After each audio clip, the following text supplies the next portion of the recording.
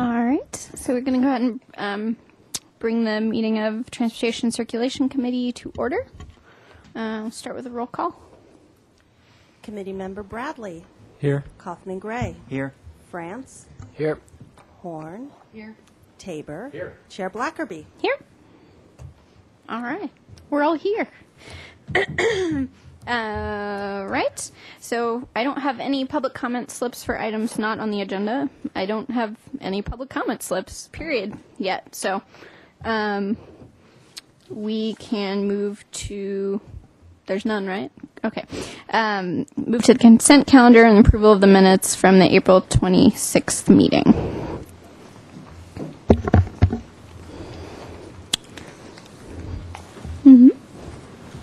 I move to accept if there's no comments. Oh, okay. Is there a second? Okay. Any discussion? Changes? They're absolutely perfect. Beautiful job. Excellent. Right. All those in favor of approving? Aye. Aye. Opposed? Abstain. Abstained. One abstention. Mr. Bradley abstains. Okay. Moving right along. Okay, item number 3, downtown waterfront and commuter lot shuttle service changes. Mr. Allen.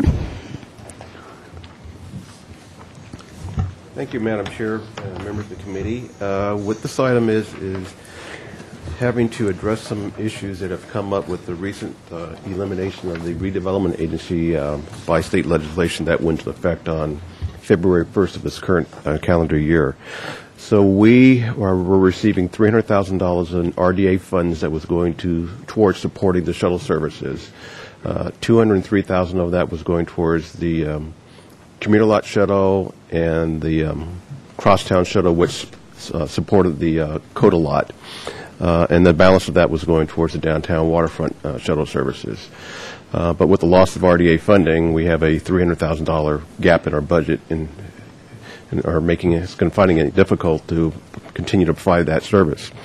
Working with MTD, we took a look at the ridership numbers of the Carrillo commuter lot, and during FY11, which ended on June 30 of 2011, we had 12,100 riders during the entire fiscal year. You know, when I had MTD figure out, okay, what does that mean, or how much is that per rider, and it was $10.78 per trip. Pretty significant subsidies for that service. Average 10 riders per hour. It's really not a very well-performing service. You know, you get the monthly reports for that service, and it's just really not performing very well to continue to justify it.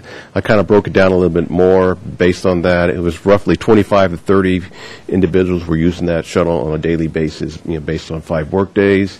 And we have 181 active permits in the lot, so there are people who have permits, but they're just not riding. I think most of them are finding it's might be easier, more convenient, or they just rather walk to their place of employment than taking the shuttle.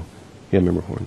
Can I just verify, when you say okay, thank you. When you say per ride or whatever it is, it's actually not unduplicated people, it's per ride. That's right? correct. So one person could ride it 2 times a day, and it That's would correct. be count twice. Right. Okay, thank you. So each trip costs $10.78. It's amazing. Yeah, it's amazing. It's a pretty high subsidy. And you compare that to the downtown waterfront shuttle, it's $3 and change per trip. And so we have a higher utilization of the downtown waterfront shuttle. So one of the recommendations that staff is making is that we eliminate the shuttle service to the Carrillo commuter lot, as also eliminating the support for the CODA service. It's currently going towards the crosstown shuttle. What MTD would be doing is reducing the service between 9:30 a.m. and I think it was 2 p.m. They think there might be a drop-off in riders, but lines 1 and 2 could easily pick up that service. Downtown parking staff did a head count of individuals that were parking in the CODA lot to see where they were going after they parked their automobiles. Majority were exiting on CODA Street and walking towards State Street. Very few of the parkers were actually getting on the shuttle to go to work. So again, not a high utilization of that service.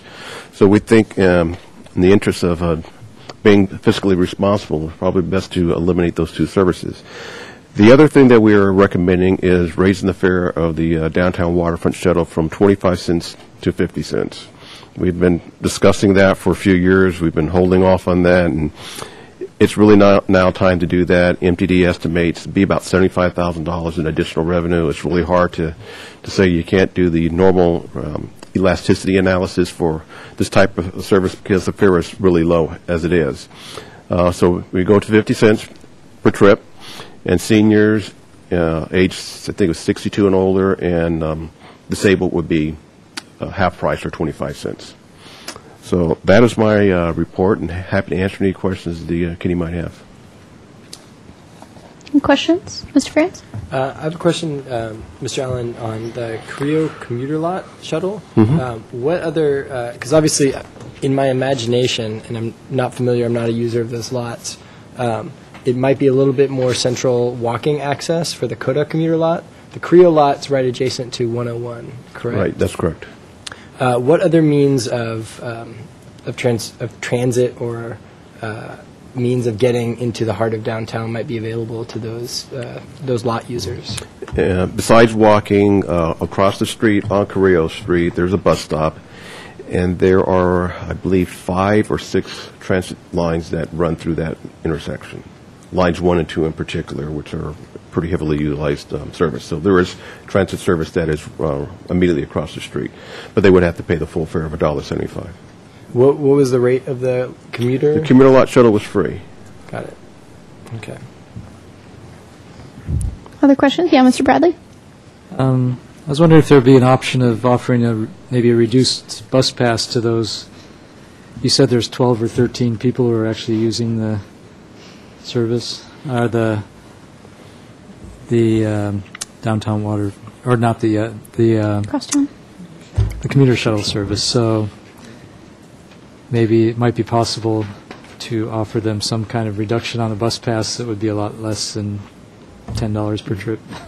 We could evaluate that to see if that's something that we could do, and taking a look at, well, can we raise the monthly fee in the parking lot to generate enough revenue to support a monthly pass. And I'll have my staff take a look at that, and we're having a difficult time at $40 a month selling monthly permits. And then I had them take a look, okay, when we were at 35 and 30, how are we doing? And we weren't generating any additional revenue, at the lower rate. So it's one of those lots that's just it's not the desirable lot. The Coda lot's more desirable. We could explore some type of discounted pass. I could work with MTD and see what we could possibly put together. It's just a matter of how do we pay for something like that. Because it sounds like it's not a lot of people who would use it, so Right. it might not cost very much. Another question. In the summary in the report, it says reduce midday service on crosstown shuttle for 101,000 cost savings, but wouldn't the city's action really be just to reduce the subsidy to MTD, and then it would be up to MTD to figure out how to make up for that? Well, the agreement that we have with MTD, $101,000 of the $300,000 goes towards the crosstown shuttle. Okay.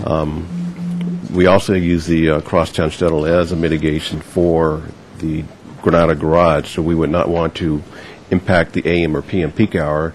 So they took a look at what is the best time where they would have the least impact on riders to reduce service, and they came up with this. And this did go to the MTD board last week, and they supported looking at these changes. Mr. Tabor? Mr. Allen, is your recommendation to eliminate both of the shuttle services, the crosstown and the Coda? That's correct. Okay, the staff report says reduce the crosstown shuttle. Yeah, it wouldn't eliminate the crosstown shuttle. It's eliminating the Coda. Creo lot service and reducing the support towards the crosstown shuttle. Okay. I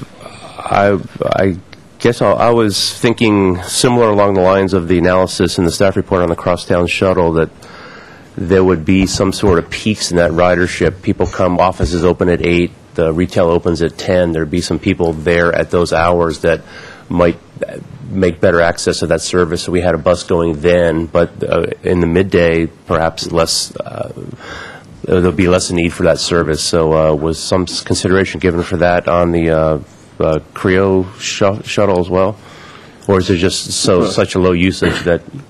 Mr. Fisher's walking the door, but the Creo shuttle is only AM, PM peak hour only. Okay, it doesn't okay. run all day long. All right. That explains that. Yeah. Okay. Ms. Horn? It was answered. Okay. Ms. Kaufman-Gray?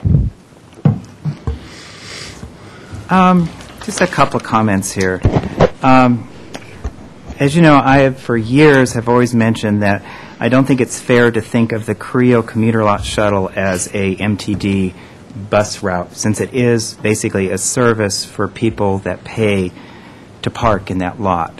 So I've always had a hard time justifying the cost when it's just a service for people that park in that lot. That being said, $102,000 to shuttle a few people back and forth, unfortunately, I think that is a problem unless you try to somehow raise the cost of parking there to help pay for the coverage of it.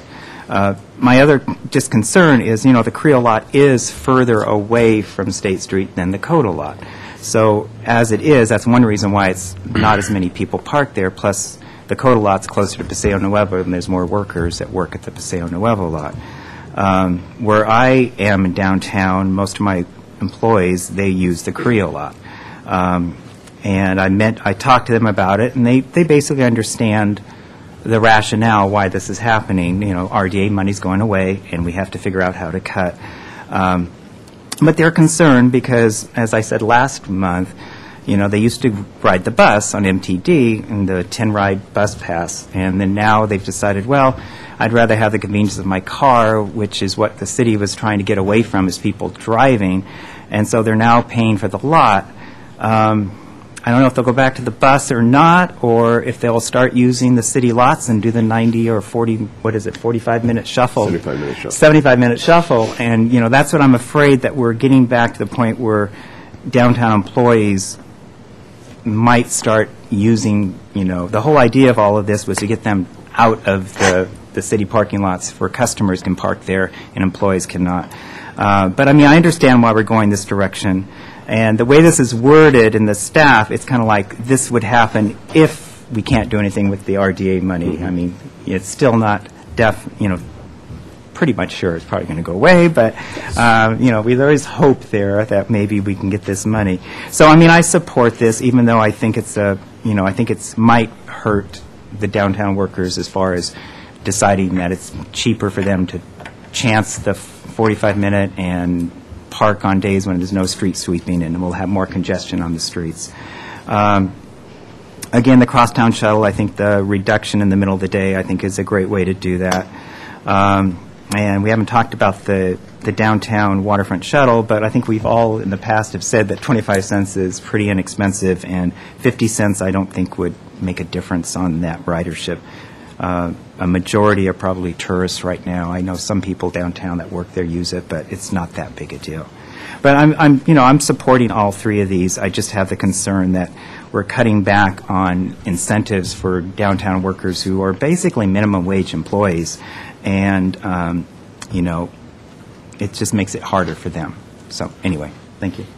We've something that we've thought about, seriously, and frankly, if the ridership at the Creo lot would have been a lot better, then we probably would be looking at other ways to solve this problem. But when we got 12,000 riders a year, it's difficult to continue to support a service. We're really highly subsidizing that service.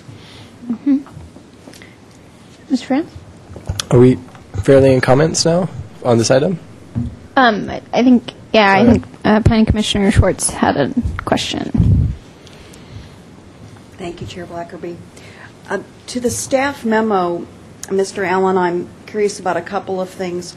First, in terms of the timing that's mentioned here, I thought the city was on a 2-year fiscal budget cycle, and if I'm incorrect, then how do we calibrate that with then what I'm seeing here is 1-year fiscal year decision making? That's kind of my first question. And then secondly, Do we have any new information from the RDA Oversight Committee as to when a decision could be made about the $300,000 that would also be approved by the State Department of Finance? Because I know they're ultimately the approvers of whatever our local decisions are on our obligations and how we may or may not be able to spend the money that we've accrued. Answer your second question first is no, we have not received any word yet. We're hoping to hear something fairly soon. But, I have to move forward as though, or have a contingent plan in case they don't support continuation of the funding. In terms of the budget, we have a 2-year budget. The council will approve the second year of the 2-year document. So they approve the current year, and basically it's a financial plan for 2 years. They approve the FY12 budget we're currently in, and they will adopt the FY13 budget next month. So then lastly, would it be your proposal then that these 4 items, this on the page 3 of the memo, would be kind of, if the committee approves them, be poised to go into effect should we lose the $300,000 from the RDA Then funds? I would take this recommendation from this committee as well as the Downtown Parking Committee to the City Council's recommendation as to how we solve the problem. Okay, but if these 4 measures are approved, then they're sort of sitting on the shelf, ready for implementation, Right. should we lose. And what if we are able to protect the $300,000? How then? Then all this is off the table. It probably Off the would, table. except for the Shello fare, we would probably still increase the Shello fare to 50 From cents. 25 to 50, okay. Right. Thank you so much. MTD needs to have some kind of idea of what direction Yeah. the city is going. Right. It's, because they have to plan for their, the bus, the routes and their drivers bidding and all that, as well as any type of fare increase. So it's really not fair to them to keep them in the kind of hanging out there because we're waiting to get word from the state and the oversight committees. It would just be the third item that perhaps would go forward regardless. Correct. And maybe, items 1, 2, and 4 would perhaps just be in abeyance, depending upon the Right. $300,000. Okay, thank you so Great. much. Thank you. Mr. France? Yes, we are at comments. Actually, if I could start with yet another question. Yeah, And, that's fine. and Ms. Fisher, do you have a question as well? Maybe go before I. And I have a question for you, so thank you. And these are suggestions, but this is a question leading into suggestion.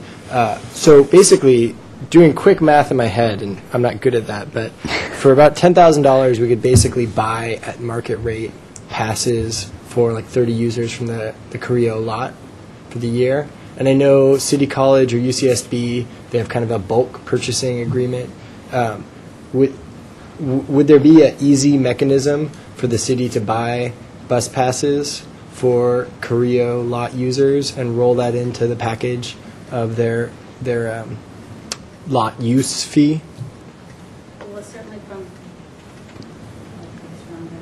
certainly from MTD's perspective, anybody, and of course the city, is welcome to buy our 30-day passes, our 10-ride passes. We don't have something different set up with the city. The opportunity with UCSB and City College is that they pay for absolutely every student, as you probably know, whether you ride the bus or not. So it becomes a very inexpensive ride for those who do ride, and everybody else supports it. We don't have anything like that set up other than the entire public can come and buy a 30-day pass or a $11.50 10 ride. So certainly we'd be glad to work with the city on that. We do have service that goes by there, as you know, on the Line 1 and other lines coming off the freeway.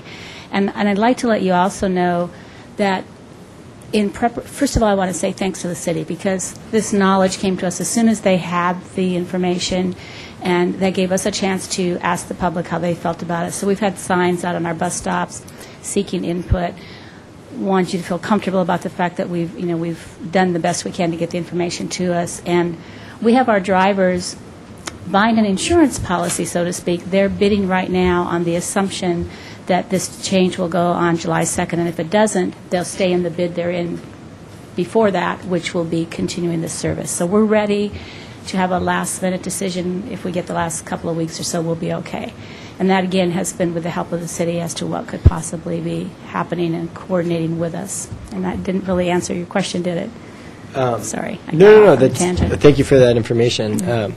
I guess my more of a comment than a question anyway is my comment is it feels like, and again I don't know quite enough about it, but it feels like the challenge in losing this service to a Carrillo lot user would be needing to pay basically full cost for using the bus for a matter of just a few blocks, whereas it is a long enough distance that it would be convenient to use buses that are already running on Carrillo. Right. So it's more of a financial challenge necessarily than a challenge of having that service separate from the rest of MTD service. Exactly. There's already service. The city would have a decision to make as to whether or not they support those rides or not. And yeah, I mean, the thing with MTD and Much Transit is that if you're coming from Carpinteria to Goleta, it's $1.75, or one of the other options for passes. Or if you're going 3 blocks, it's $1.75. We don't have ourselves divided into zones as some of the bigger systems do. But certainly we'd be glad to welcome the people. And yeah, there'd be a fare to pay. One way or another, somebody would need to pay it. Great. Well, thank you. And my other comment would be, in this, you can say that if you are a hammer, the rest of the world is a nail, right? I'm a bike person, self-admittedly. I know that Traffic Solutions had available, I think even MTD for your all's yard may have taken some, the bike shells. We did. And, that seems like, and again, this is maybe a bit of an informal suggestion, but I don't know the specifics of how that might work. But some type of bike lockers, because from what I know, my experience with the Bike Coalition is these areas by the freeway and by the transit stops are very, very high bike theft areas. So it would not be easy for someone to keep a bike that then they would use to get from the lot into town, even though they could very safely go down Castillo, take Cannon Perdido, and have a very low-impact, low-stress bike ride in the center of town. The issue would just be a secure place for their bikes overnight. And maybe there might be bike lockers near MTD or some of these, whatever it is that Traffic Solutions has, that could be reprogrammed from the MTD site or brought over from Traffic Solutions. I think they're actually giving them out for free for any site that can use them now, because for whatever reason. And maybe for, just a handful of these employees, that might make the difference. And again, as a bike person, I feel compelled to make that suggestion, especially just in a time of increased challenge to that user. I think the others are called pods, because they do look a little bit like a pod. And I know that Brown and Allen and the city has a couple. plan afoot. Mm-hmm. And we don't plan to do something at the transit center. But, that's something that staff, when the Carrillo lot users come in to renew their pass, because they have to pay it on a monthly basis, we can ask them, if we have secure bicycle parking at the Carrillo lot, would you use it? Mm-hmm. We don't want to invest a lot of time and money to put bike parking down there and it's not used. But certainly that's a question that we could ask. It's easy to ask that type of question. Yeah, and if you have 30 users doing the math, basically you would have need for 3 racks, and that would serve the same proportion of people who are cyclists out of the general population. And the reason I would bring it up as a timely matter is just when you are making something more inconvenient, it's nice to throw out any type of convenience at that same time. So definitely my 2 suggestions for the first item for the Carrillo commuter lot shuttle would be, as Mr. Bradley first seemed to suggest, the potential for an MTD bus pass that would be subsidized, which would still save $90,000 instead of $100,000, and then even if just for a handful of users, some secure tool for bike parking so that they could use that as their the last mile connection. Mm-hmm. That is a really good idea. Other comments? Yes, Mr. Bradley. One more question. If the RDA money does come through, is there still any possibility of thinking about reallocating the money for the Carrillo commuter lot shuttle, just because it's so expensive and maybe you could spend it more wisely somewhere else? Well, that's probably a conversation that I'll have to have with the city administrator and the mayor and city council, because you take a look at these numbers, it is a pretty high subsidy, and is that really the best use of public funds? And and maybe we, instead of doing that, we give them an MTD bus pass for those who want to do it, but we sell it to them, so only those who really want one would get them. But taking a look at this is kind of hard, really, regardless, to continue a $10.78 trip subsidy. Mm-hmm. And we knew we were going to have to address this in 2015, 2016. It came a lot quicker than we had anticipated, and we felt we have 3 or 4 years to get up to dealing with this, and hopefully the economy would be better, so we wouldn't be dealing with a huge financial burden, but it came a lot sooner than we anticipated. Okay, but there's no restrictions against changing how the RDA money is reallocated or used? If it remains? Yeah. Well, actually, it is the reason we're getting the money for this service, the career lot as well as the downtown waterfront, the 2 commuter lots and a portion of the downtown State Street shuttle is a mitigation for the Central Redevelopment Agency. So we would still need to provide some type of mitigation measure, some type of service, so we'd have to do something. So doesn't, if it's more cost effective to give everybody a bus pass versus parting a shuttle, we could do that. We would still have to, if the funding still came, we would still have to do something for those folks. But if the decision is, nope, that requirement is no longer in effect and you're not going to receive the $300,000, then we're under no further obligation. And my understanding of how the RDA, like enforceable obligation stuff, is going right now is that the things that are being assessed are, this is what we're spending the money on, and we have this enforceable obligation. Do you agree or not? So I don't think it's like just $300,000 and it's fine, just use it for whatever. I'm assuming it's going away, which I think we have to do. Yes, that's how I'm looking at it. Anything related to RDA, which I'm glad we're taking this up. Other comments? I think it's okay. I think it's time. I think the bike pod idea is really smart. I could definitely see, if I were a commuter, keeping a bike downtown and using it to get around and get to work and everything. So I think that's a low cost, good idea. And I do think that the market can bear 50 cents on downtown waterfront shuttle. So I think these are really, prudent decisions that we'd be making. And so if there's nothing else, a motion would be in order to make a recommendation to council. I move to accept staff recommendation to council on eliminating financial support for the commuter lot shuttle service and increase the fare for the downtown waterfront shuttle to 50 cents. All right. Is there a second? Second. All right. Any discussion on that? Do we want to put the third part in the motion also about the crosstown shuttle? I think that's included in the commuter lot shuttle service. Okay. Any other discussion on the motion? All those in favor? Say aye. Aye. Opposed? Abstain? All right. Unanimous. Thank you. Anything else on that item? We're good. Okay. All right. Number 4, De La Vina and Figueroa intersection improvements. And if anyone wants to speak public comment on this or any other item, please bring your slips forward. All right.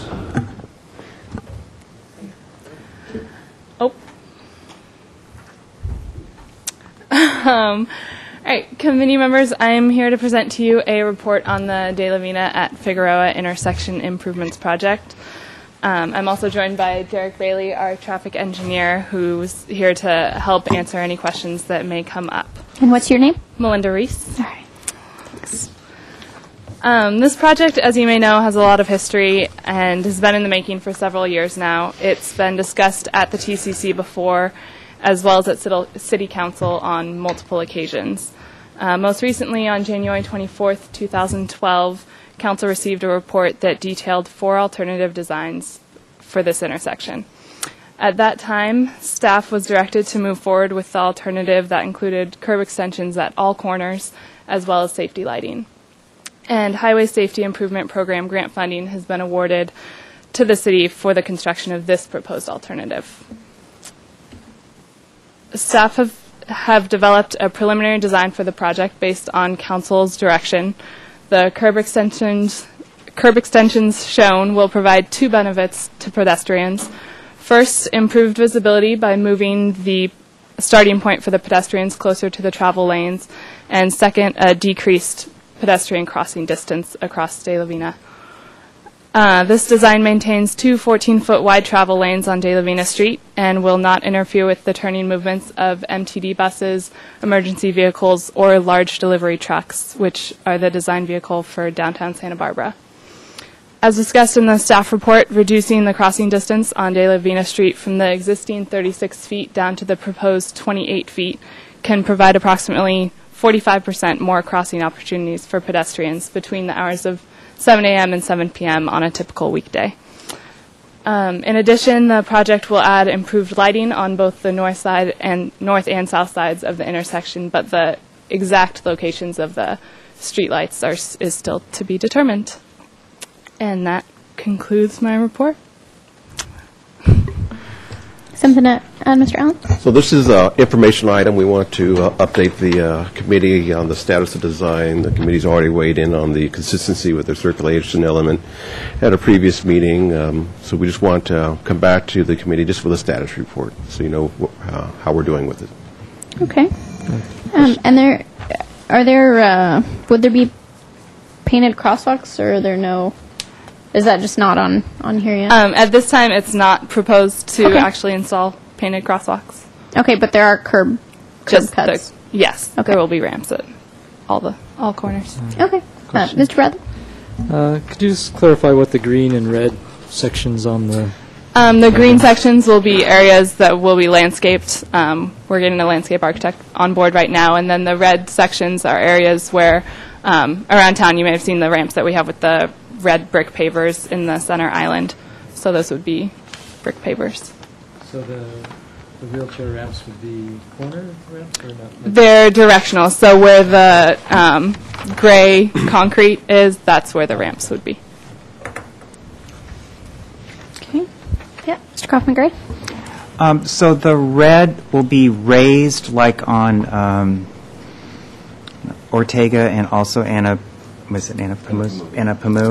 Yes. On Okay. those two corridors, they were raised with landscaping in the middle, and Right. here it would be brick pavers. Have we had any problems? I mean, when I walk that area, I find those little 6-inch corner raised as like a tripping hazard, and I'm just wondering, is it really necessary to have, when it's small, I mean, I'm not a design person, but it just seems to me if it was just sloped for the whole way, it would be less of a tripping hazard on those narrower streets. Because when I looked at when I walk those, some of those are not very big, and they're raised. And if you're not paying attention, I would think that would be a tripping hazard, especially for someone with poor eyesight. Are those ADA guidelines, so why they're Well, cut? we have to meet ADA requirements. In terms of the area you're talking about, we spent, the ones you're looking at here are some of the first ones we've done, and what we've done working closely with the engineering, the transportation staff and engineering, we have come up with the minimum size area that we would put those in. If they're too small, we're not going to put them in because we haven't had some complaints. Okay. But more of the problems we had is when it sloped all the way and you got a little bit of a hump, like at the corner up here where people aren't expecting it. Oh, You know, but we do have a minimum area that we would look at before, Okay. I mean, I just would Yeah. notice those little things. I just think, Yeah, God, we've if been you're not really paying deliberate in attention. this design, okay. yeah. And the question also about the crosswalk, I mean, I understand that a crosswalk can cause more liability and people have a tendency to feel that they're safer in a crosswalk, but I still like the idea of crosswalks. I mean, on Anapamu, you have the brick, which hasn't really worked out that well in the city, but it's like a crosswalk for people. And I would just think a crosswalk would be something to add, but I mean, to me, it's, yeah, you, We'll let the traffic engineer. okay. All right. Mr. Bailey? Evening. We're trying to take a measured, step-by-step approach, doing incremental steps, basically. So first step is obviously going to be intersection physical improvements. We're going to monitor the intersection, looking for crashes, driver yielding rates, that sort of thing. If it appears as though additional improvements are going to be needed, step 2 is going to be to add pavement markings and fluorescent green warning signs. If we need more beyond that, then we're getting into the flashers type thing. So our plan, whenever we do improvements or no matter what they may be, is just to take an incremental approach, one step at a time. Okay. No, just general comment, I'm very happy council decided to do this in all four corners versus our very conservative plan. I think it was only on one corner originally. So I'm very pleased to see this going forward. And so that's my question, my comments. Other questions? I just wondered what you mean when you say if it works out or doesn't work out. I mean, what is the criteria for the next step to happen? You're not talking about an accident there, are you, or are you? It could be. Obviously, we don't want any crashes to happen at that intersection, but historically, this intersection has been one of the higher pedestrian-involved crash locations in the city. So our we think this is going to solve that problem, but if additional measures are needed, then crosswalks. You mean if there is an accident? If there is an accident, then it's needed. Is that right, what you mean? And it's one accident may or may not trigger us doing something. It's when the accident may happen. If we go 10 years and there's only one accident, that's actually pretty good, because one accident can happen anywhere at any time. But in terms of our incremental measured approach, we're really taking the first step here for improvements. Thank you. Is the I don't know, this just seems weird, but is the reason why you wouldn't throw some paint on one, I would say the far end, if you were just going to do one, putting ladder striping on, do we think that would create like a false sense of security or something? Or why you wouldn't just throw some paint down when you did everything at once? Or that doesn't cost a significant amount, right?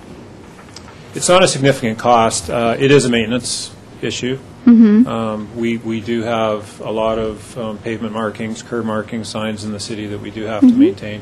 So we are trying to limit the amount of additional devices we put in the field. But that's not our motivation. I mean, okay. Obviously, if it makes sense to do it, we will. But it is a consideration. But the false sense of security, with an intersection this wide, it's not as big a concern as it would be on like a Milpas or a Cliff Drive that we've been talking about recently. The studies that have been done say that on a two-lane street with these traffic volumes, it's fairly neutral as to whether or not it's going to be beneficial or detrimental. Like we know that on the wider streets like Milpas and Cliff, the markings alone, detrimental, not a good thing. Here it's fairly neutral, so it probably wouldn't hurt. Okay. But our idea is just to take an incremental approach. Okay. Thanks. Other questions? Yeah, Mr. Shaber. Thank you, Madam Chair. I think from my experience as a driver, if you have a clear black lane ahead of you or asphalt lane ahead of you, you have one thought process, well, it's open road in front of me. But if there are, I actually read those little 25 and 35 things in the road, and if I see a big white stripe going across the road, my brain says, well, something's happening up ahead. I need to pay more attention. That's just me, but so I think they have a purpose in that sense. They alert people that something different is coming up. Keep your eyes open. If it's a situation where it wouldn't hurt to put them in, I think a little paint is cheap. That may be something we want to consider. I had a question on the diagram. There's a gray stripe going north and south along the east side of De La Vina. I originally thought that was going to be a painted crosswalk, but I guess it's not. It's That's drainage? actually a concrete cross gutter running Okay. across the street. Okay, thanks. If I could just add something that's different about this design than some of the others we've done in the city. If you'll notice the length for approaching vehicles, it actually is about 25, 30 feet. About 25 feet from the ramp. Right. So it's quite a bit longer than the other extensions that we've done in town, and the purpose is really twofold. One is to make it more noticeable for an approaching driver. One issue that we have with some of the existing extensions around town is, as you're approaching the extension, it's not very deep, so it's kind of hard to see. So we do have some issues with people seeing those. Having it much longer makes it much more noticeable, but as well it creates more side friction. Even though the lanes, we are leaving pretty generously wide lanes through this area, it will have an impact on drivers as they're going through, and it'll feel more like an intersection. One thing I notice when driving through this corridor right now is this intersection really sneaks up on you, and it's hard to put your thumb on exactly what it is, but it just appears really quickly. So what we're trying to do is create something more substantial there to really say this is an intersection. So that's another feature we've incorporated into this design. Okay. Other questions right here? Ms. Horn? I just realized that the landscaping narrowing of the road and all that was an addition. I was thinking that was already there, but I don't know why I didn't realize it before. But so it's all narrowing it down so that it'll slow traffic with, you said, side friction? Is that the idea? Caution. The concept of side friction is one of a feeling of comfort for the driver. If you're on an interstate in the middle of Kansas and there's nothing around but wheat fields, no other traffic or anything, and the road is flat and straight, you're going to feel very comfortable going fast. The more stuff visually and traffic interacting with you get around you, the less comfortable you feel, the more likely you'll be more aware of your surroundings and to slow down. So, like I said, even though the lanes, we're leaving 14-foot wide lanes, a freeway lane is 12 feet, just a comparison. But a 14-foot lane is a good width for vehicles and bikes to share.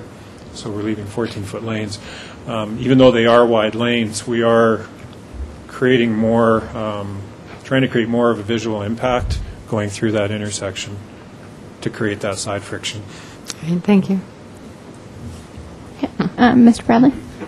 I was wondering if just a yellow sign up at the north side of where it narrows saying watch for pedestrians or something, has that been shown to help at these kinds of intersections? It can help in combination with crosswalks. One thing I should have mentioned before is moving forward, we want to limit the number of new traffic control devices that we deploy.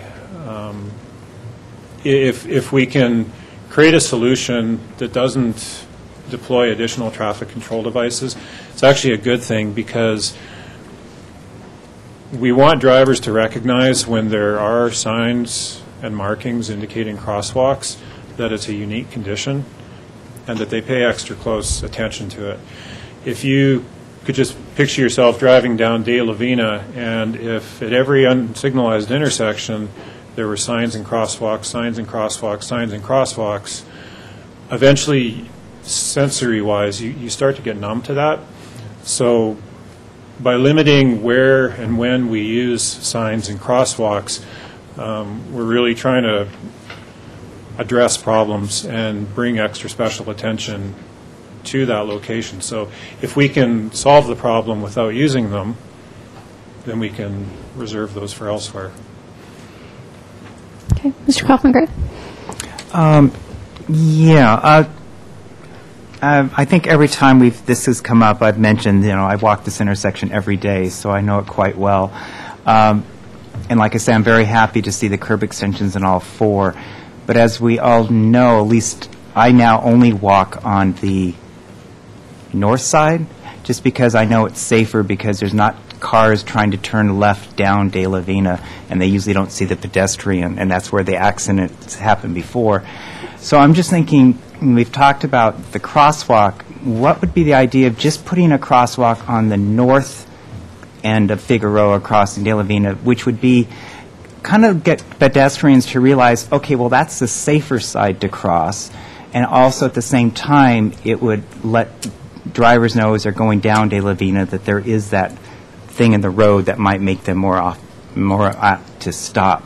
So, if that's a possibility, just to have a crosswalk on the one, the one across and not the other ones, it would just kind of, to me, would get pedestrians to think, okay, well, that's the side I should really try to cross on. Mm-hmm. That's just a suggestion. I don't know.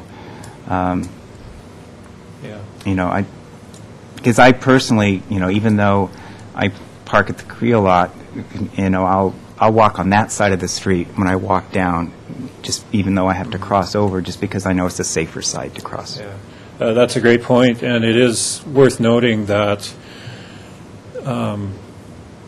the extensions alone and even crosswalks don't correct the scenario where you have drivers approaching on Figueroa from either side and looking north. It's really up to the driver and the pedestrian to both be aware of one another. But when a driver, particularly at times when they're faced with a rather lengthy platoon of traffic traveling through that intersection and having to wait a while, they really focus to the north and they lose track of what's happening to the south of them. And at that point, crosswalk markings, anything like that, won't substitute for the pedestrian just being aware of the driver not noticing them. As far as where to locate a crosswalk, if there were to be one, certainly the north side is closer to approaching traffic. Then again, on the south side might bring more attention to that crossing point for side street traffic, which is a significant problem on these one-way streets. Okay. Mr. France? Thank you. And Mr. Bailey, I have questions for you as well. And I appreciate the comment you made that the lanes are 14 feet. As a result, there's space for the motorists to share space with bicyclists. The same also applies on Figueroa, or what are the lane widths on Figueroa? Yep. All approaches are 14 feet. One thing you might notice is this extension here is actually a little bit wider than what you might notice here. Yeah. Overall, the street width here is 36 feet and 40 over here. So it's a 20-foot half width. So this is 6 feet versus 4. Got it. So there is still 14 feet available there, but it's unused pavement, so to speak. It's a place where cars normally aren't driving. So we thought best use of that pavement would be to get the pedestrians shorten that crossing distance as much as possible. Great. And I really appreciate how you articulate both turning movements for large vehicles and as well how motorists might interact with cyclists in and around curb extensions, especially because often curb extensions just are generalized, and I think you take pains to be very specific about how they might operate, and I think that helps better utilize this as a tool when it's needed in different intersections through our community. I do have to make a comment about striping and about generally like paint on the road. I'm even coming out from a trip recently to Washington, D.C., and then even just down in Los Angeles. You're seeing a lot of new types of paint in crosswalks where they actually look like brick crosswalks. And they're using, I believe, it's like a plasticizing machine as opposed to paint. I know that we don't have one of those in City Paint Crew, but I think Caltrans occasionally makes that available. I don't know if Caltrans makes that available or not. Maybe just when you know the right person, right? But basically, what they're doing, and I know the whole saga with brick crosswalks. I noticed even just the other day on Cabrillo that one of the brick crosswalks was recently replaced with asphalt, and it just looked wrong to me. And obviously, that's my emotional, just kind of first gut reaction. But going out in Los Angeles, in fact, celebrating the Cicla Via event that they have twice a year, it was great to go past these crosswalks where there were actually intricate designs that were very durable paint or actually plastic on the roads. That's definitely a trend that's happening through other cities. Another trend that I'm seeing is more paint on the roads, not less. And I have to say, I've heard this a couple times now about less paint on roads as a maintenance issue, and it's actually very alarming to me. There is purpose to the paint on the roads. I appreciate your comment about maintaining the effectiveness of traffic control devices for the right place to get the right attention. And sometimes you have to downplay those traffic control devices in other locations in order to maintain the emphasis to a user. I'm not sure how much that applies in the city. I tend to be a skeptical person, and I see old traffic control devices throughout this city, other South Coast communities, and as a motorist or whatever road user, generally I'm not thinking what the road engineer is trying to make me think. I'm thinking what stage of development I'm in a different town. In other words, there's vestiges from the 70s, from the 80s. Some crosswalks for school stuff are green, some aren't, right? It's just kind of like when things got built. There's a lack of uniformity in our South Coast communities. And I really want to emphasize on record that I'm not comfortable with pursuit of less paint on the road, because I think the general trend of what I'm seeing is actually more paint on the road, especially for cyclists and for pedestrians as well. And that, I would actually build off Mr. Kaufman-Gray's remarks. I would love to see a crosswalk on the north side as an emphasis to pedestrians. And also, as Mr. Tabor said, it is something that you see, and especially, we've been advised of the risk of improperly using crosswalk stripings. And if you're saying, again, I appreciate you being very specific about here, it's kind of a neutral impact. If that's a neutral impact and that might help us give the right message to both pedestrians and to motorists that this is emphasized, I'd rather us, see this just happen in this pass than to have to take a second pass. And if there's not a risk of overusing it, I would favor deferring to using that. Obviously, that's just my comments and my suggestion. I think this looks very well designed, and I hope maybe with the addition of a crosswalk marking, and I would love if maybe as a means of saving on paint maintenance for the paint crew, our city might decide to buy a plasticizing unit, because if that stuff is more durable than regular paint, maybe it's worth a long-term investment. Maybe now is not the best time to do it, but that's a trend that we're seeing. And to sum up my very long comments, I would love if you, Mr. Bailey, and some of your staff might consider going to Pro Bike, Pro Walk this year. The same goes for you, Mr. Allen. It's actually in Long Beach this year. That is a over 20-year-old conference of biking and walking professionals. The first conference was, I think, in 1998 here in Santa Barbara. And the best practices from cities that are really pushing biking and walking, they're actually in a more advanced stage of that development than Santa Barbara is. They're showing off their best practices. It's a great place to see the latest in the art, and I really hope that we have a Santa Barbara delegation coming out. Actually, we have 2 going. Excellent. We have 2 going. Fantastic. Are those both transportation staff? Well, Mr. Bailey, I'd love if any engineering staff. It's a great opportunity to check out Long Beach. Vacation. Yeah, exactly. I'll let you know where you work. Everybody, tell Pat Kelly to give Derek a deal. So I'm very excited to see this design finally. I think it looks really good. I know it's just an informational item, but of course we're going to weigh in. I see the point of if there are going to be crosswalk markings, they should be on the north side. I understand. I want to set the city up for success on this, and not have to go back. So I mean, if it's not going to hurt anyone, and it's not bad engineering to put paint on a crosswalk, if the only thing keeping us from doing it is we don't want to have to go back and paint over it when it gets light, I don't think that's a good enough reason. And I think it's a pretty important place, especially since we've had deaths at this intersection, to, like, you know, make it really obvious. When you do everything, you know, people are going to notice, wow, there's a big change. You might as well go all the way, throw some paint on the roadway, and make it really obvious. So, but I think it looks really good, and maybe we could just fill it with ice plant instead of all the beautiful fancy status and other things and all those other plantings, and we could save money on plants and put paint on the road. I had one more question.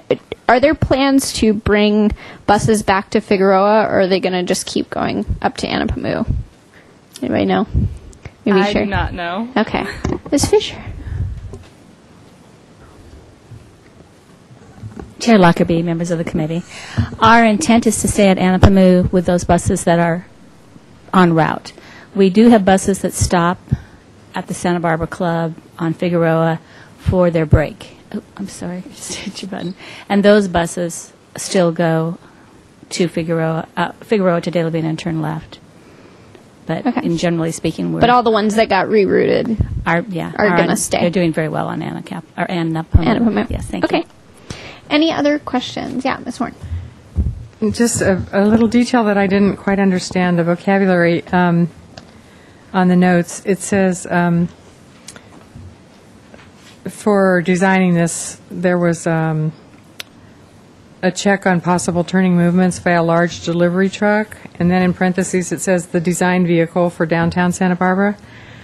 I just wondered, is there a truck that is actually used for this, or do you just get do you do it on computers, or what? What does that mean?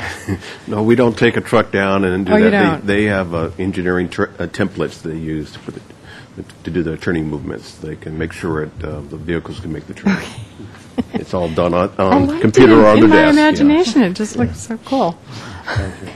Yeah, Mr. Tabor. Thank you, Madam Chair. I wanted to appreciate Mr. Kaufman-Gray's comment about paint on the north side of the intersection. I think if it would be effective, that would be the most effective place. And also to appreciate Mr. Francis' comment about some of the lack of uniformity and what we see around town, but also to appreciate looking at this intersection. This is certainly not a uniform intersection, so to encourage and applaud your efforts to try to make the best with what you had here, and going forward to encourage that to happen in the future. So thanks. Thank you. Any other comments, questions? Okay. So we don't have to have a motion on this or anything, but thankfully, Thank you. yes. But consider the report received, and thanks for being here. Okay, number 5. I still don't have any public comment slips, but I will accept them. But in the meantime, number 5, Mason Street Bridge Replacement Project. Have a report first, and then public comment. John Wozak is on his way.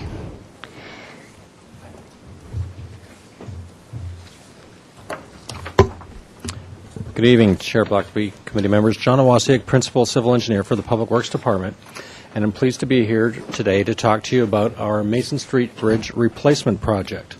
And this bridge is structurally and hydrologically deficient and must be replaced, and we're fortunate enough to have a $11 million Highway Bridge Program grant, which the city really only has a very minimal match.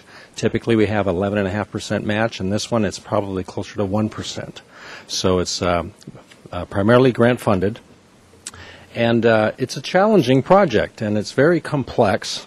It's challenging due to the site constraints and due to some of the competing city, board and commission, and staff policies and practices. So I did want to elaborate more on the issues related to transportation. So the project's been before the HLC, Historic Landmarks Commission, and the Creeks Advisory Committee. And I did provide a lot of technical information in the staff report, which I don't plan on spending a lot of time on some of that technical information, because I did want to hit the highlights and give you the general overview of the project and key on the actions that are before the TCC today. So with that, we'd ask that TCC review the project and comment on the consistency with the pedestrian master plan circulation element, and provide comments and recommendations to Council to consider whether Kimberly Avenue should remain as a two-way road or street or be changed to a one-way. And I'll elaborate on that issue as well. For the proximity, it's on Mason Street, just west of Kimberly Avenue, and it's shown there in the blue and white writing. And it's in the proximity of the Chapala-Yananali. At that intersection, there's another bridge replacement project at that corner, and that one is scheduled for construction next year, and it's in its final design.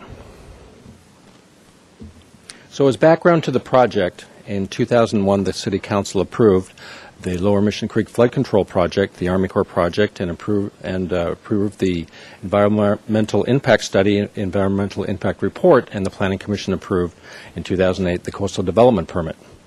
And this is the foundation and the basis for the bridge design and the Lower Mission Creek Flood Control Project approvals. And so our project, this Mason Bridge Replacement Project, is in the preliminary design stage. We're soon to enter into the final design stage, but we do have to work out some of the geometric details of the bridge, and we'd like to get your comments on that. So this map is out of the approved EIR-EIS and is the foundation for a design. And I did want to bring to your attention a few of the features that are in this map. Of course, here's the bridge.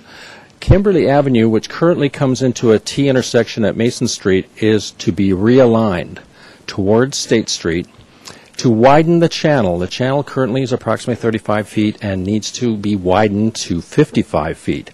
And as such, we would be acquiring this property here at 15 West Mason. We would do a full acquisition.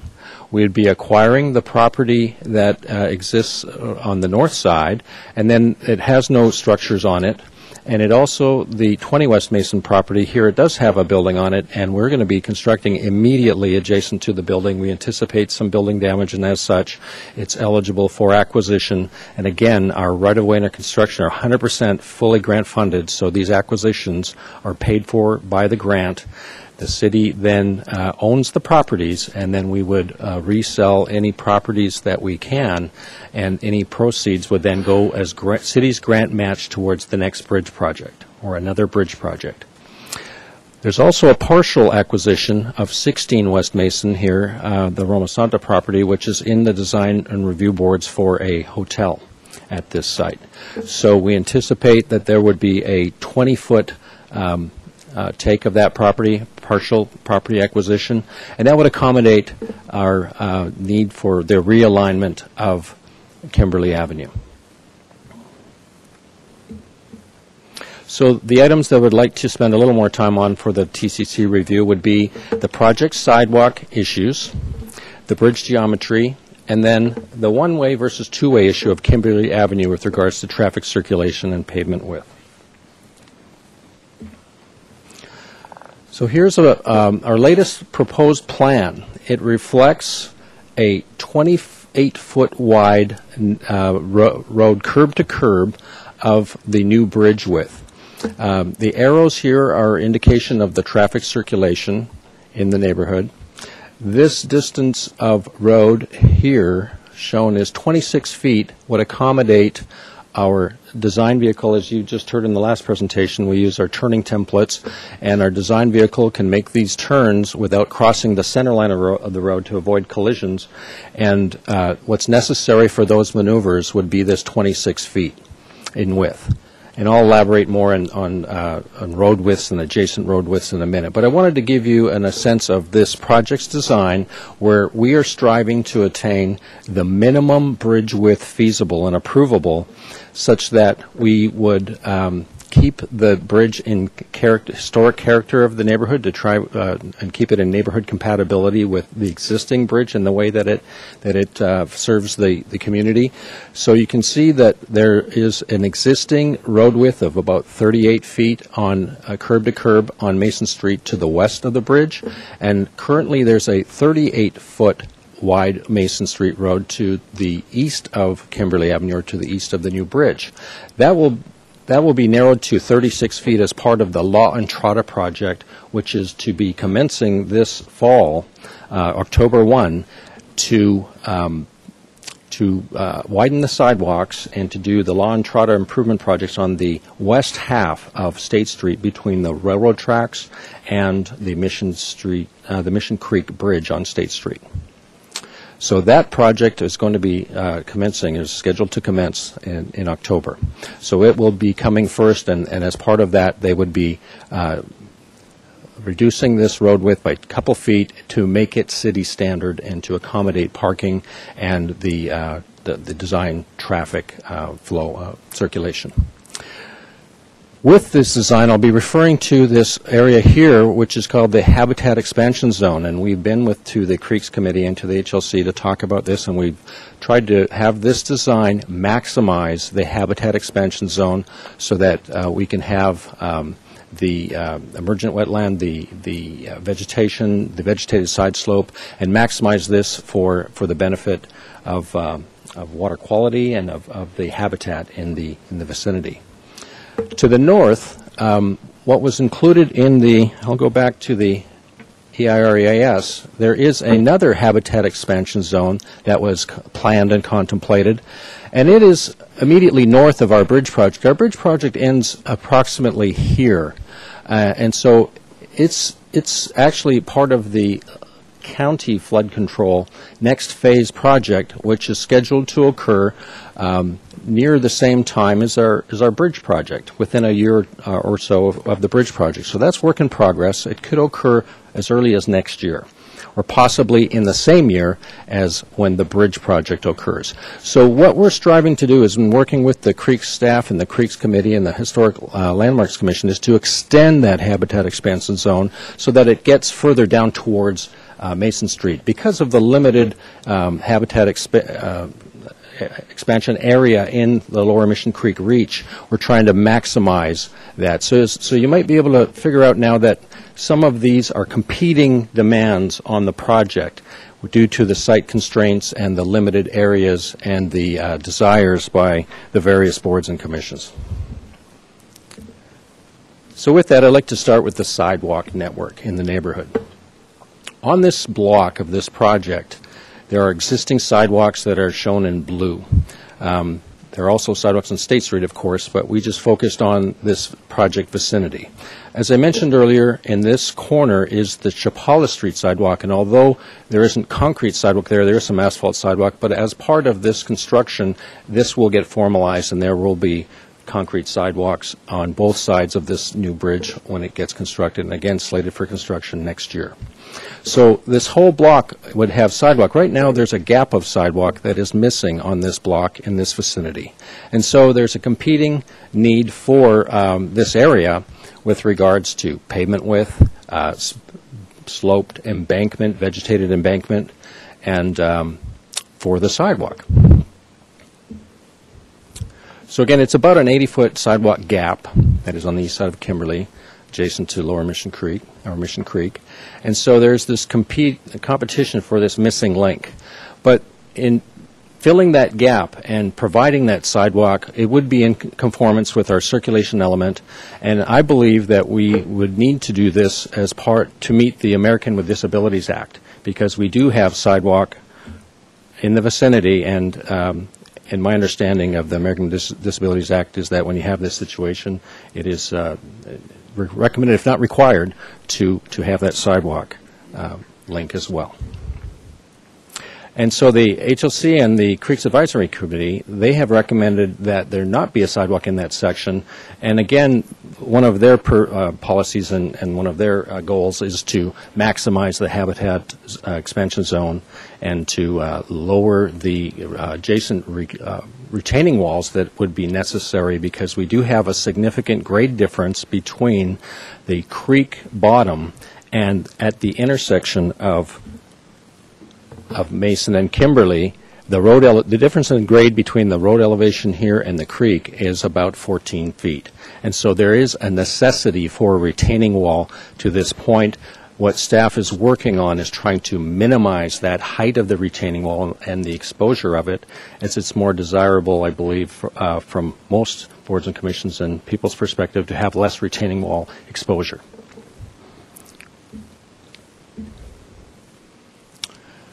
So on the east side of Kimberly, opposite that gap side, their existing sidewalk is 8.5 feet with trees and tree wells. Now, again, let's go back to that diagram on the east side. So now I'm referring to this stretch. The sidewalk ends at this point, 3/4 of the way down the block, and then there is no sidewalk currently on this side, nor any that are in this project or the Lower Mission Creek projects. So if that sidewalk was to happen, it would be likely through the development of these project sites as they come through for development. But so this stretch that exists now is an 8.5 foot wide sidewalk, and staff, in working with the boards and commissions, has our project designed currently so that the portion of the project within our project limits would be designed to 6 feet with no tree wells, and that would meet the circulation element, but it just doesn't meet what's existing. And so that was one of the compromises that we believe that we would, or at least trying to find the balance of the project such that we could try and meet some of the goals and the policy issues of the other boards and commissions. So this reduction in that sidewalk from the 8.5 to a 6 would result in increased vegetated creek bank area, and also would help in the reduction of the retaining wall height, because the side slope of the creek is approximately 2-to-1 slope. So for every 2 feet of width of pavement or sidewalk that is out there, then there's 1 foot of height that would be less on a retaining wall that would be adjacent to the project. So with regards to the bridge sidewalk issues, the existing sidewalk on Mason Street that is west of the bridge, on both the north and south side of Mason Street west of the bridge, that existing sidewalk is 6 feet currently. And so our proposed design is to maintain the 6-foot sidewalk on the new bridge to be consistent with the existing sidewalk and in accordance with our pedestrian master plan. The municipal code has a 5-foot minimum sidewalk requirement, but we felt it would be prudent to maintain the 6 feet, 6 foot exists, and that the pedestrian master plan recommends 6 feet. Now, the HLC and the Creeks Advisory Committee both recommended that the bridge be as narrow as reasonably or feasible or possible, and that 5-foot sidewalks be recommended on the bridge.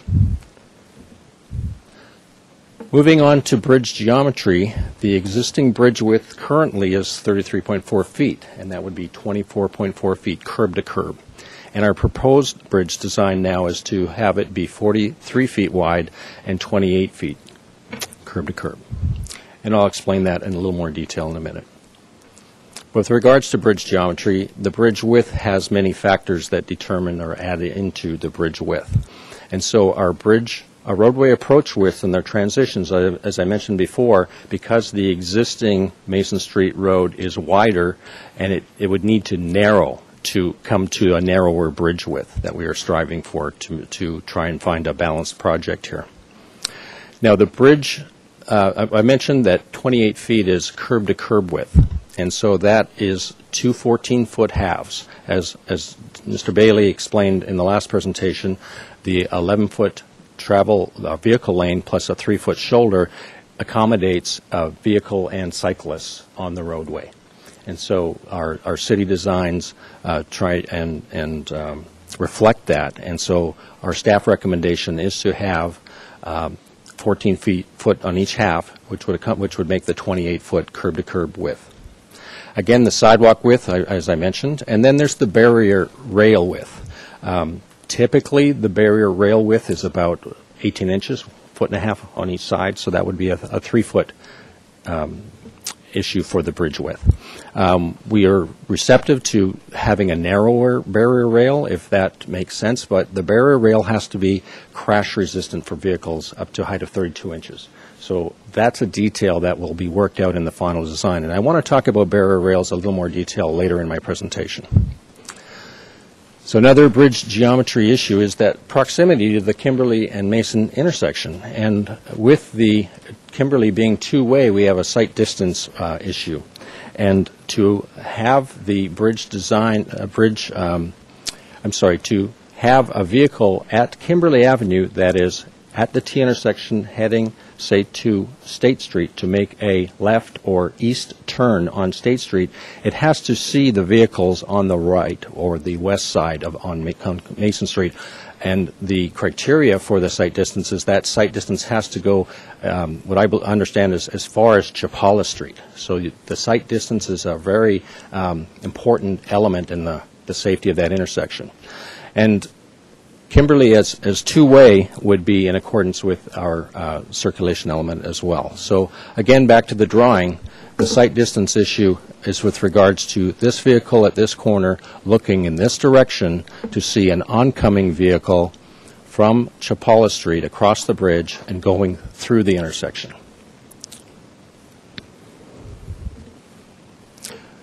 So with the Kimberly one-way circulation issue, the project is as proposed and as approved to date reflects Kimberly as a two-way street. And that's in accordance with the approved EIS, AIR, and with the circulation element. And the HLC and the Creeks Advisory Committee were recommending one-way, and the basis for that was that one-way could allow that 26-foot throat on Kimberly to be reduced to 20 feet if one-way were the project.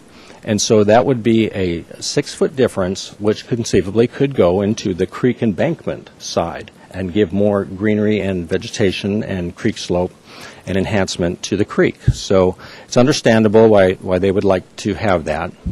And although some of the difficulty we have with this is that changing the street to one-way would require a council approval.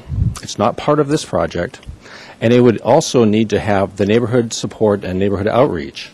And an additional CEQA review would be required for that. And staff is concerned about the delay that would add to the project and could possibly jeopardize some of our federal or all of the federal funding with delays that we've had projects in the city that have been appealed and delayed, and it has taken some of them have taken years to get through that process, and so we didn't want to jeopardize that. But primarily, we're looking at, as from a circulation element perspective, that two-way traffic on Kimberly would be the recommended width, and that 26 feet is the minimum needed for those turning maneuvers at the Kimberly and Mason intersection. So again, the Kimberly pavement width is 31.8 feet, and the adjacent streets, as I've shown, they actually have widths that vary from 36 to 42 feet. I believe I have a slide here that shows those existing widths as they exist today. So Kimberly is 31.8 feet for the length, and what we're talking about is this area right here, where we would have the opportunity to narrow the street down to meet the city's policies and desires for project enhancement for this project. But you can see that say going in a clockwise direction, the Mason Street 38.5, 39 feet on Chapala, widens up to 42 feet on Yananali, and then back to 30. So this would be the narrowest or bottleneck on the grid. And so staff is recommending Public Works staff is recommending this be a two-way, 26-foot wide segment that would accommodate two-way street. A 20-foot wide would not meet our standards for these turning movements. And so would, a 20-foot road would prohibit two-way safe travel there. Okay, so that, again, I explained that 6-foot difference would be beneficial to the vegetated creek bank and to minimize the retaining wall heights.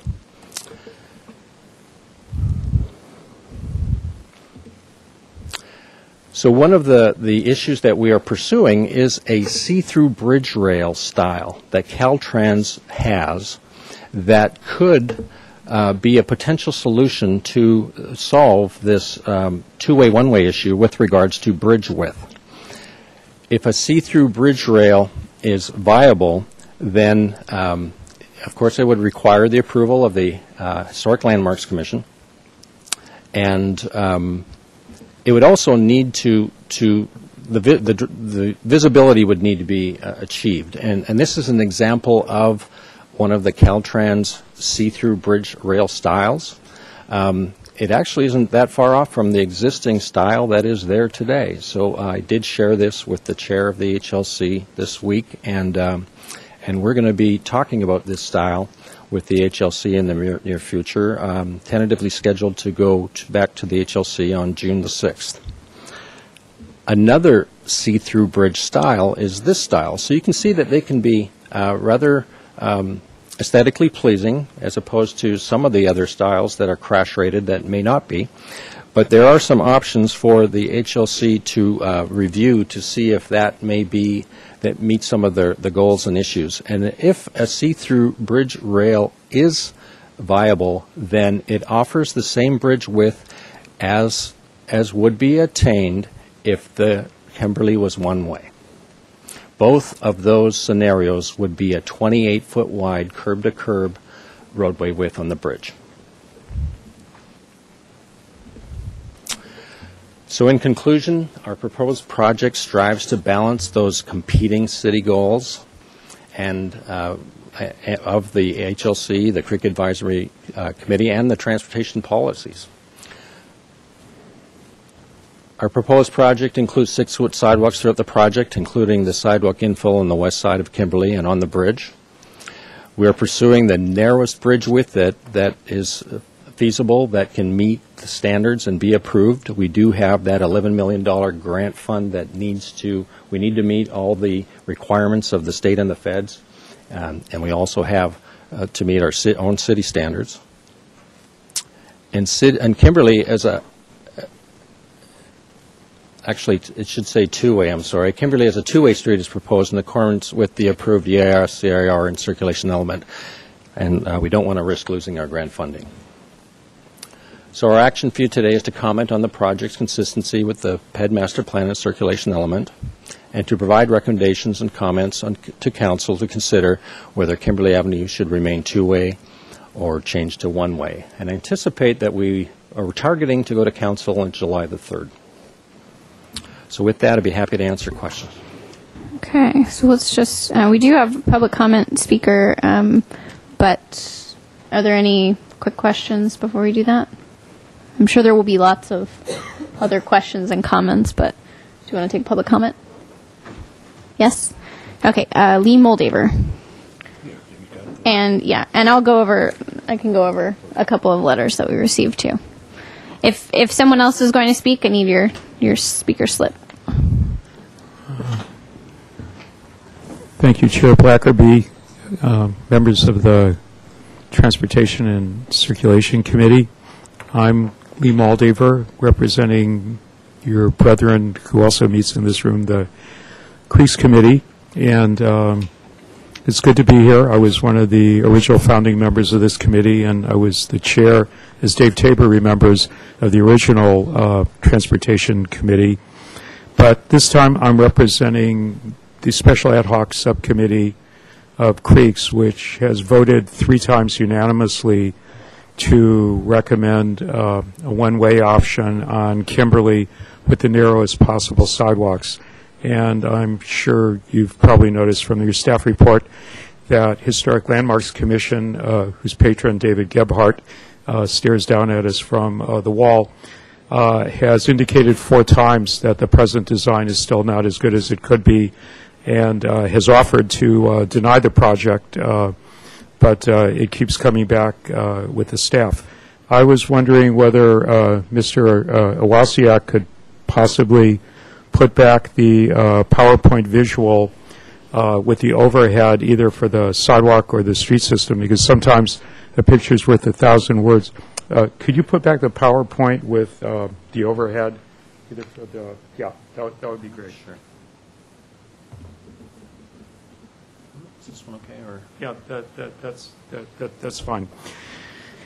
The key issue from our perspective is if you look at that verdant tree-lined section of Mission Creek, that is one of only 2 natural banked sections of Mission Creek below Oak Park. And the difference between preserving it in a healthy fashion for the foreseeable future, at least for the next generation, and maintaining gradually sloping banks, which are essential to water quality and to the wildlife in the creek, versus having steep vertical walls, would be, number one, moving Kimberly Avenue in the realignment further to the right. Number 2, getting the sidewalks as narrow as possible in the area. Number 3, putting the retaining wall underneath the westerly edge of Kimberly Avenue rather than on the creek bank, and making Kimberly Avenue narrower, which could be achieved by making it into a one-way street, which everyone in the neighborhood, everyone on HLC, and everyone at Creeks, as soon as they see this proposal and they realize that Kimberly and that part of Yananali have 2 of the lowest set of average daily trips and one of the lowest accident rates in the entire city. And if you were to move to the left off of the photograph into the West Beach area in the Port Lamar Circle, you will all know that the streets get even narrower, and they've been in that fashion pretty much for the last 100 years. And you may remember when you were briefed on Plan Santa Barbara, there are no intended initiatives, especially with the redevelopment funding going away, to do anything about getting those super narrow streets that Mason Street Bridge would be feeding to be any wider. So I have to state off of the top, there is no one in the community, no one on Creeks, and no one in HLC who opposes getting a brand new, state-of-the-art, federally funded bridge at Mason Street. Everyone acknowledges that that's necessary. But the line of sight issue, the need for the width of the Mason Street Bridge, all go away if Kimberly becomes a one-way street with one extra large lane that could accommodate trucks, buses, and normal traffic.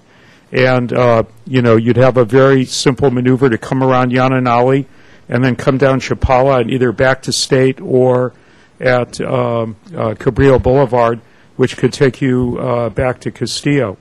So what we have recommended is there's no pressing need for Kimberly to be two-way.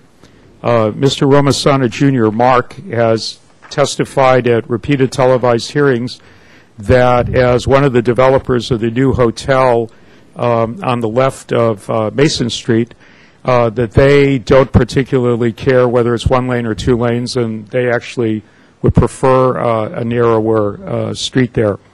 If we can step Kimberly a little bit to the right, make it a little bit narrower, which a one-way street would achieve, as Mr. Bradley knows, that would also add to the safety component, because one-ways with good fields of vision are almost always safer than 2-ways, especially at a bridge area, and put the retaining wall underneath the left side of the newly realigned Kimberly Avenue.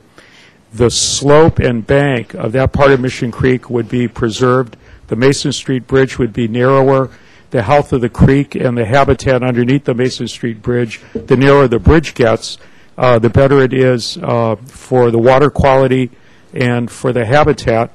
And based on our conversations in Washington, not only with Congresswoman Lois Capps and her staff, but with the U.S. Department of Transportation, and our conversations with members of the State Transportation Commission who've checked with Caltrans, we have no reason to believe that either the federal funding or the state funding is in any way jeopardized. And as a matter of fact, the greatest delay in this process has been, when this was first put forward last August, the need for the Public Works staff to do more research on different design options. We believe that since this would be a safer option than a two-way thing, the CEQA review would be fairly rapid, fairly cursory. So there's strong support in HLC and in the neighborhood for a one-way street and a narrower bridge. We think that there would be fewer impacts rather than more, and that this could go through fairly quickly. It would be a win-win-win. We'd get a brand-new state-of-the-art bridge that would last for the next 50 to 100 years. We would fill in gaps in the sidewalk system. We would have the sidewalk and the bridge width compatible with the historic West Beach area and compatible with the guidelines in the local coastal plan for city infrastructure improvements in the coastal zone.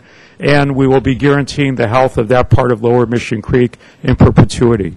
So that's why we don't oppose a new bridge, but why we ask you to reject the current plan because of the Kimberly Avenue component and because the Mason Street proposal of record is still too wide and unnecessarily so.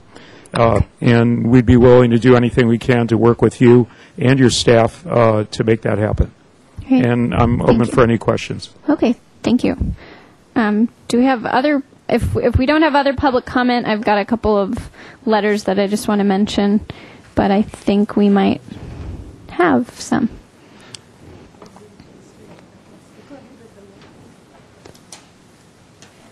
Okay, well, I'll just mention the letters first. One from one quick question for Mr. Wozniak. The Children's Museum, Santa Barbara, that's being planned, where exactly on this map would that be? Madam Chair, it would be in this vicinity up in here. Okay, in that, right. Okay, I hope, yeah. Okay, great. So we do have a letter from the Executive Director of Children's Museum, 125 State Street, and so they're being approved.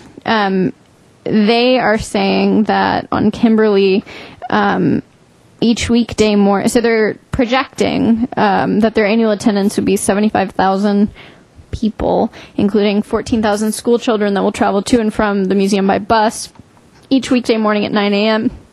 2 school buses will drop off students at the museum's Education Gateway entrance on Kimberly and return at 1 p.m. to pick them up at the same location. So they're saying, so that the kids wouldn't have to cross the street, it is essential that school buses be able to travel from south to north on Kimberly. So they're saying to keep it two-way on Kimberly. There's also... Chair Blacker, it's unclear what they're saying. I think Okay. they just want to make sure they can access Kimberly from Mason Street is the way I'm interpreting the letter, but it's unclear. They didn't take a position one way or the other regarding the direction of the road. Oh, okay. I'm sorry. Yes, correct. Okay. This other letter, which is not signed, but I think I might know who it is. Someone who's a neighbor and property owner in the Kimberly Avenue, Chapala area, requesting that it remain a two-way street. Also, please do not slant or angle the parking spaces. Leave them perpendicular to the curb as they're now facing the train depot. Oh, I think they mean maybe on Yananali. And businesses that are addressed as Chapala, and if inaccessible from Chapala, needing to go on to Gray, go on to Kimberly, that would result in a loss of revenue, a loss of bed tax, and great hardship for businesses and residents alike. So there's that. I wish there were more people from the neighborhood because it's kind of hard to tell, and I'm wondering, and maybe we can get into this later, if there were people from the neighborhood coming to all these other meetings and they just have meeting fatigue at this point, so it would be interesting to hear that, but we can wait till we're done with public comment. Ms. Kay is the other speaker. I'm not prepared like all these people to be here, but they brought up some issues, for example, about people from the neighborhood not being here because we've never been informed. The Children's Museum was passed in one quick meeting, maybe it was a slow meeting, at the Planning Commission, and then within 10 days or so, it was passed by the City Council. We are concerned, where it says Yananoli Street there, do you see that large building there under the words Yananoli? That's a business. That's a business with the address on Chapala Street. What you're telling me now is that you want to eliminate all transportation going from Chapala around that building to the right, and the right is where the parking is for that building. And then the pictures that this man showed also previously showed Kimberly changing angles, and that if you narrow Kimberly, you're going to be losing all the parking on both sides of Kimberly for the residences, for the businesses, and also by the creek is going to be taking away parking for all those lots. So from the left side, you're eliminating parking by taking creek property and city easement of 20 feet. And on the right side, you're going to be narrowing the street. You're going to be having no sidewalk there on the lower side of Mason. And then you're going to have people go to the other side of the street where you're going to have sidewalk on the other side. But 4 hours a day, you're going to have buses where the sidewalk ends. I already spoke with planning about please move that sidewalk and make a bump in for the buses to be parked for those 4 hours a day. And they said, oh no, the sidewalk's going to be going straight there.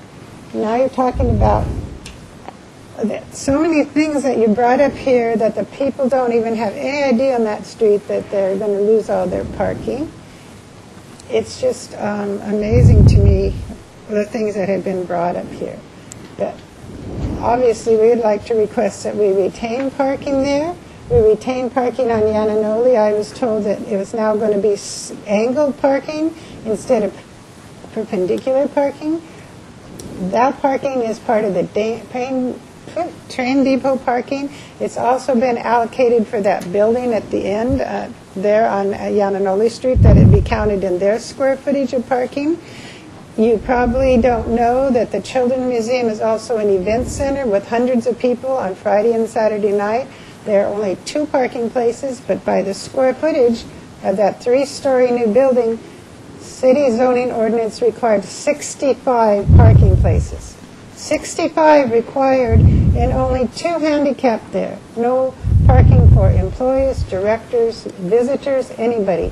So now, if you have school buses going on Kimberly and you have the parents following to volunteer, where are they going to park on Kimberly? Where are those buses going to be protruding in the street 4 hours a day on Kimberly if you narrow it down? Yes, there are very few accidents on Kimberly because the traffic there is very calm. It's a very narrow neighborhood and there's a lot of respect for each people that are using it. But what you're talking about is destroying the neighborhood basically and making a one-way street that facilitates what your plan is, but there's going to be absolutely no access to the building at the bottom of Yananoli Street if you do that, being as it has a Chapala Street address. If you're looking for it on your GPS to have business with that business, you will not be able to find it. You will go to Chapala Street, and then at the dead end there, you have to say, oh, where do I go now? How do I get back to that business? Are they going to just turn around and say, well, I'm going to go to some other business now because they've been put out of business. Their address is on Chapala Street, but I can't even get around the bridge there to find them, to have business with them. So I'm just not sure how to explain this. The other place is if you're working on the bridge on Yananoli Street, as you said, at the same time you're working on the bridge on Mason Street, there are 2 different times you'll be working on them, because otherwise that whole area would be completely isolated. Okay. So I think all of you spent hours and hours and dollars on this, but as someone in the neighborhood there, we don't know anything about it. We haven't had anything sent that I know about it.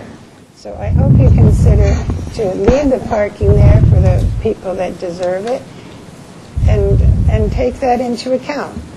I do like his idea of having the barriers for the creek down inside of it, but that's just, if that makes it so, the habitat's performed fine. I think, of course, Mr. Romasana is losing property, and the narrower Kimberly is, he probably would be happy to have lose less property. And then changing that angle at Mason Street and Kimberly is further facilitating the buses for the Children's Museum and Event Center, but it's certainly devastating to all the parking on that street that I must say is constantly in use. It's only vacant when the city street sweeper comes. Wednesday mornings on one side, Thursday mornings on the other. Otherwise, it's complete musical chairs. People are always parking there on Yananoli and Kimberly and taking turns parking. Last year, I requested one parking place be removed at the intersection of Kimberly and Yananoli, one parking place to be redlined, and the parking refused to do that. They said, we need all this parking. It's the only non-paying parking near the beach, and it's used by local people. We will not even redline one parking place on that street. This year, the museum is going to be taking the parking, obviously, and then now you're narrowing the street so there's no parking.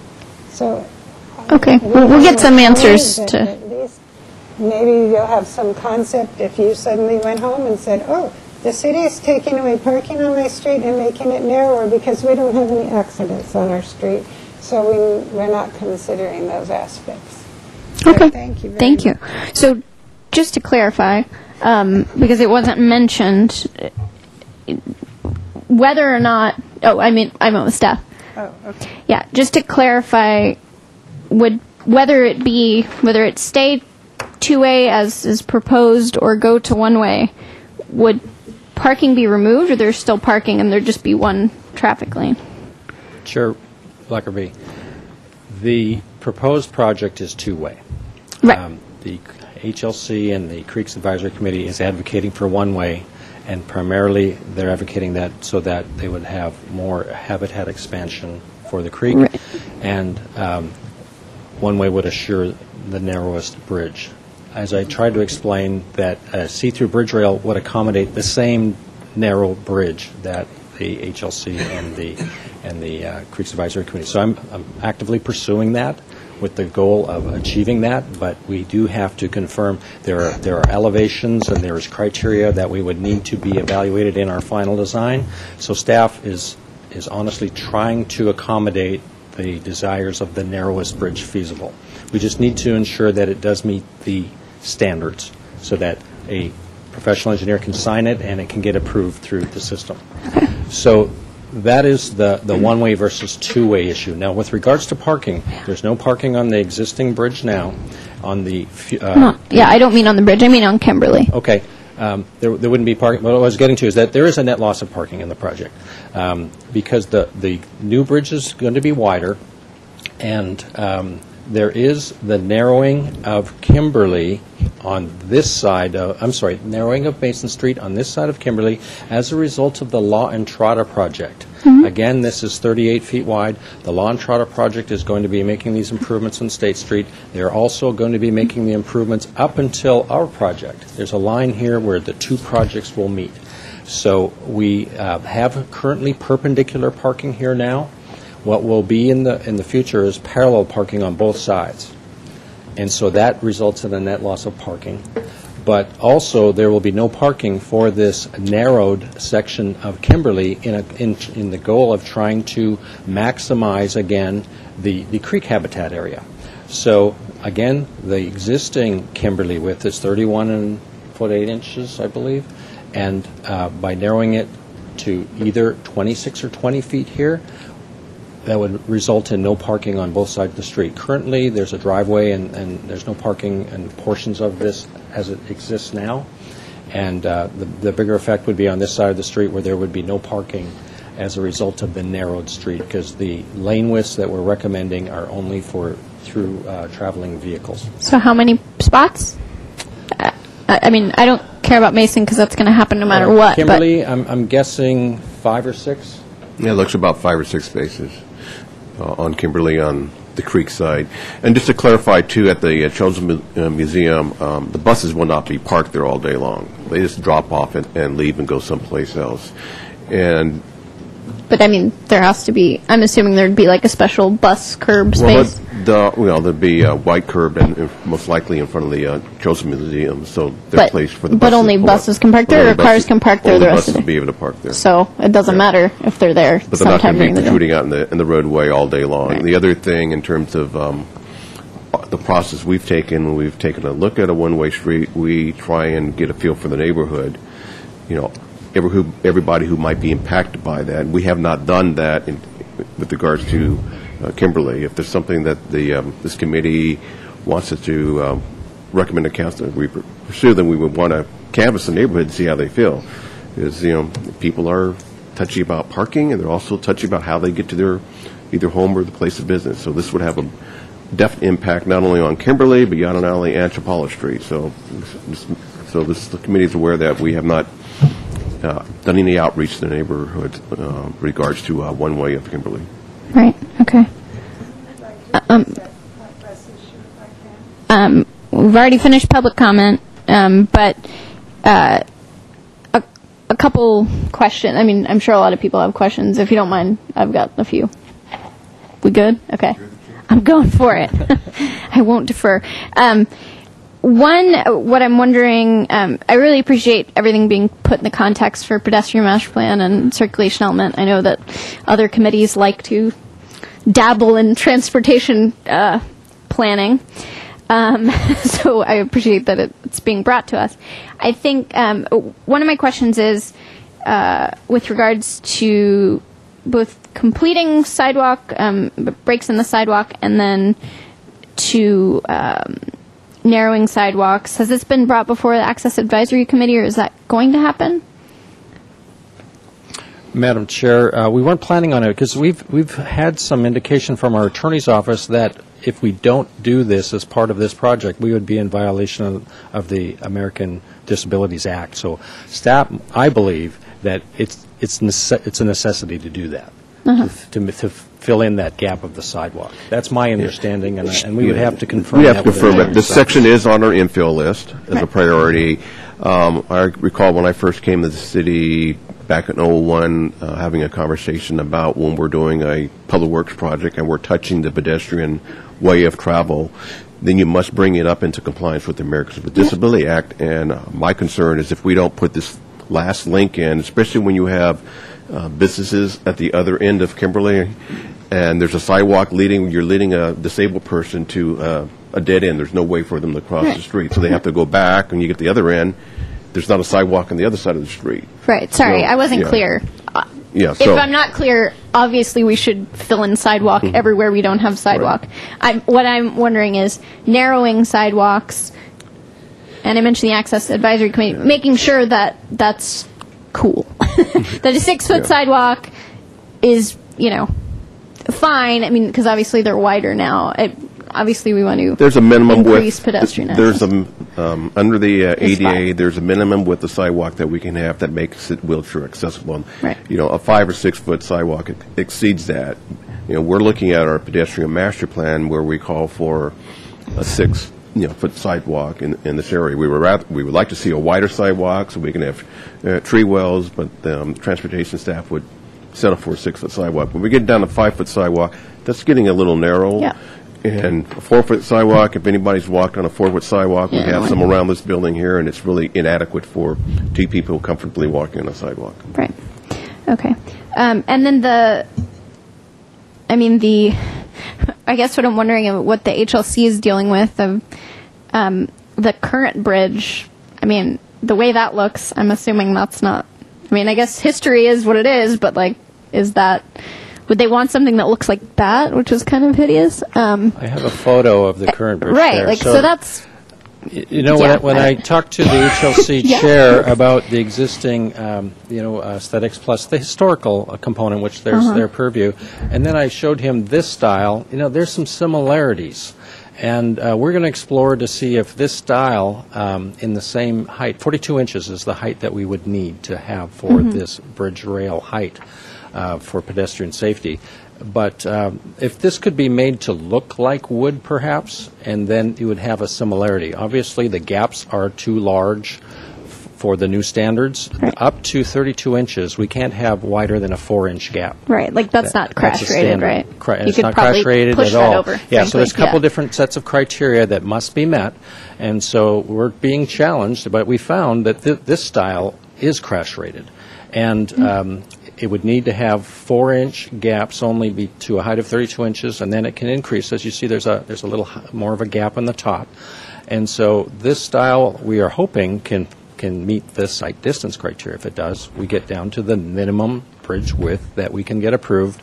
Again, if this proves out, then we could have two-way flow on Kimberly. So the one-way issue becomes moot with regards to sight distance and bridge width. Mm-hmm. And then the one that's after this, the next slide, This is crash rated. It's a little different style. It has a thicker member in the middle, which I believe may be problematic for the sight distance visibility. We need to have as big gaps, as many gaps as we can to be able to see the vehicles from Kimberly on Mason down to Chapala. Right, okay, yeah. Because that kind of looks like what the rest of the Lower Mission Creek project looks like. But yeah, if it's sight, yeah. Okay. Yeah, I mean, I'm inclined to what Mr. Moldaver said about the Fed saying it's probably whatever would happen or any changes be made. Obviously, you need to stay pretty much within guidelines of the IREIS, but things do change in projects. I don't know. I mean, you say we wouldn't want to jeopardize funding. Of course we wouldn't, but I would doubt that minor changes would totally say, no, actually give us all the money back. But if you're still replacing the bridge. But do we know if, back on the parking, do we know if at the Children's Museum there's really no parking with the project? Or maybe Planning Commissioner can... I know about that project. They have handicap spaces on site, and they are meeting their parking demand requirement by using the depot lot 13. Okay. Which is on so the city parking lot. Got it. Okay. All right. Other questions? Yeah, Mr. Coppin. I just have one for John. On the bridge. You didn't mention it, but I assume if you were able to do that new type of railing, you're still talking about the 6-foot sidewalk on each side of... Correct. The proposed project is recommending staff is recommending 6-foot sidewalk on each side. On each side with a 14-foot roadway on each side for 28. Between curb to curb, correct, as city standard curb lane widths. In my staff report, I do mention the design exceptions. We are required to have some design exceptions. The more design exceptions that we apply for, ask for, the greater our liability to the city with liability exposure. If an accident happens and we have to explain, or the attorney's office would have to explain why we are deviating from the standard, and we are trying to minimize those numbers, but yet try and work with the boards and commissions and with city policies and goals to have a balanced project. So we get, and that's why I showed to you that habitat expansion zone to the south or downstream, and then we're trying our best to maximize the habitat expansion zone to the north. Again, the EIRIS did not have the habitat expansion zone within this project's limits, but we have expanded that habitat expansion zone to include a greater vegetated slope than what was then contemplated in the EIREIS. So we're again, I think you can see where staff is trying to balance and trying to come up with the best citywide project that we can. And so we do have these challenges. We do appreciate your input and comments on all of those aspects, but what we will do is it's staff's role to surmise these, and if we do whatever decisions that we believe we would want to have council give direction on, we would then proceed with that. For example, if we still need to have council's input on one way, we would certainly bring that to council. But we want to have all the information to provide to council for an informed decision. Mr. France? Thank you, Mr. Wozniak. Obviously, this is a big project and it is complex. My first question is, you mentioned if this bridge rail pans out and it qualifies for sight lines, how narrow then does the bridge get? The bridge gets to be a narrow width of 43 feet in total, and again 28 feet curb to curb with 2 6-foot sidewalks. And so which is what's proposed? It's Kimberly then that gets narrower? Kimberly gets the narrowing from curb to curb from that 31.8 feet to, we're recommending 26 feet, and again to allow two-way traffic to exist in the neighborhood on Kimberly. Okay. We're just going through questions now. So what is the average? What is the average daily trip? Mr. Moldaver mentioned that this is amongst the lowest in the city. It's low. It's 100. In 2010, the count was 128 vehicles per day on Kimberly, but on Mason it was 1,630-ish. But our design vehicle per day rate for Mason is 2,000 vehicles per day. That's our design criteria or design. Okay. And it was like 1,600. Yeah, 1,600 plus.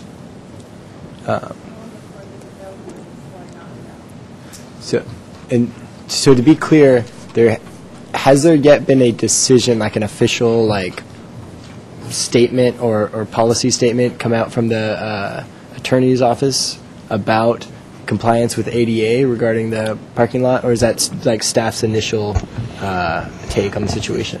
We have not gotten one for this particular location. I don't know, when we were doing some street work about 10 years ago, 11 years ago, a question came up, what do we have to do? And at that time, anything when we were doing work that was touching the pedestrian way of travel, we had to bring it up to ADA standards. So we're using that same logic in terms of looking at the sidewalk here. But we can double check with the attorney's office. But we feel pretty confident, especially when you take a look at where a person who might be wheelchair restricted or visually impaired, who might be at the corner of Kimberly and Yananali, they don't have any options.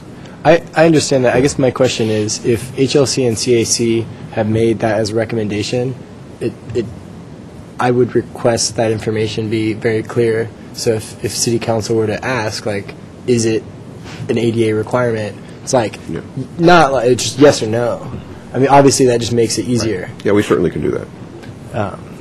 I think that's it for questions. So actually, last question. Along Kimberly now, so you made clear that there's kind of like the existing, there's proposed, and then there's proposed HLC CAC in terms of Kimberly becoming one-way or somehow narrower. So is and actually, I'm getting out of my purview for transportation, so I won't even, not go into that. Thank you. How honorable of you. Yeah, Mr. Bradley. A couple of questions about the one-way. I know you haven't designed the one-way because it's not in the project, but I'm guessing if you were going to do that, it would probably run from south to north. Actually, I do have a slide of the one-way. Let's see, alternative project. Nope, sorry. This is the one-way. Okay. So the difference between the two is that instead of this being 20 feet wide, instead of this pavement width being 26 feet wide for two-way, a 20-foot option gives 6 feet of extra space, as shown right here, to the creek embankment. Okay. So that's the one-way option that is contemplated. Okay, and that runs north or south to north, right? Right. Okay. Right. So this curb line then moved from this location here to that location here. So the face of curb in the two-way is here, and the face of curb in the one-way is there. So the problem of not being able to get to the end of Kimberly wouldn't really happen. It's just if you went up Yananali and wanted to go around, you'd have to turn around and come back. Yeah. The direction of flow would change for the block. Yeah. That's the net result. It not only impacts Kimberly, it impacts Yananali as well. You'd have one way on Yananali as well, and then Chapala up until the next intersection near the Chapala Bridge. Right. Okay.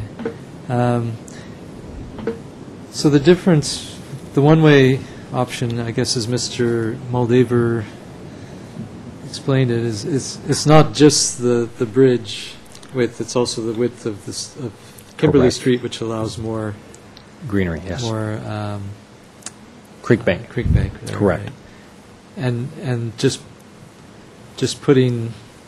trying to move the retaining wall under the road isn't enough in itself to do that. You're asking great questions, and I'm glad I have this. This I is love work when in they have these progress, by the way.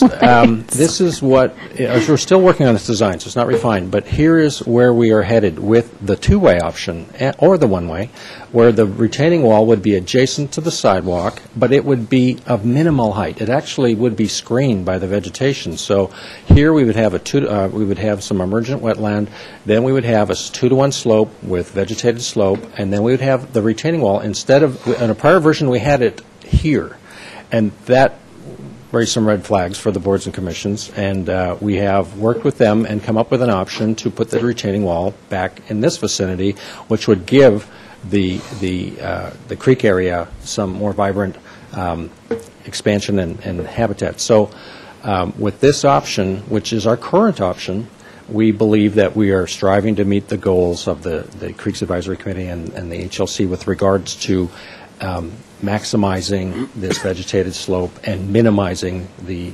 height. And this section, Section 2, is approximately halfway through.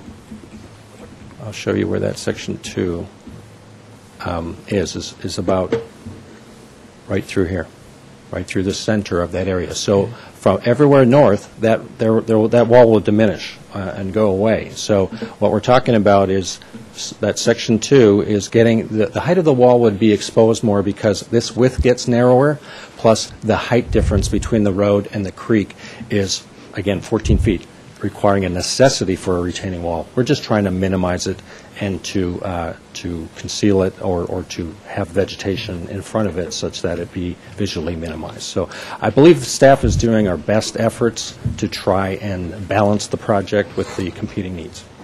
It seemed if you narrowed the sidewalk right through that one section from maybe 6 to 5 feet on each side, that would get you another 2 feet or so.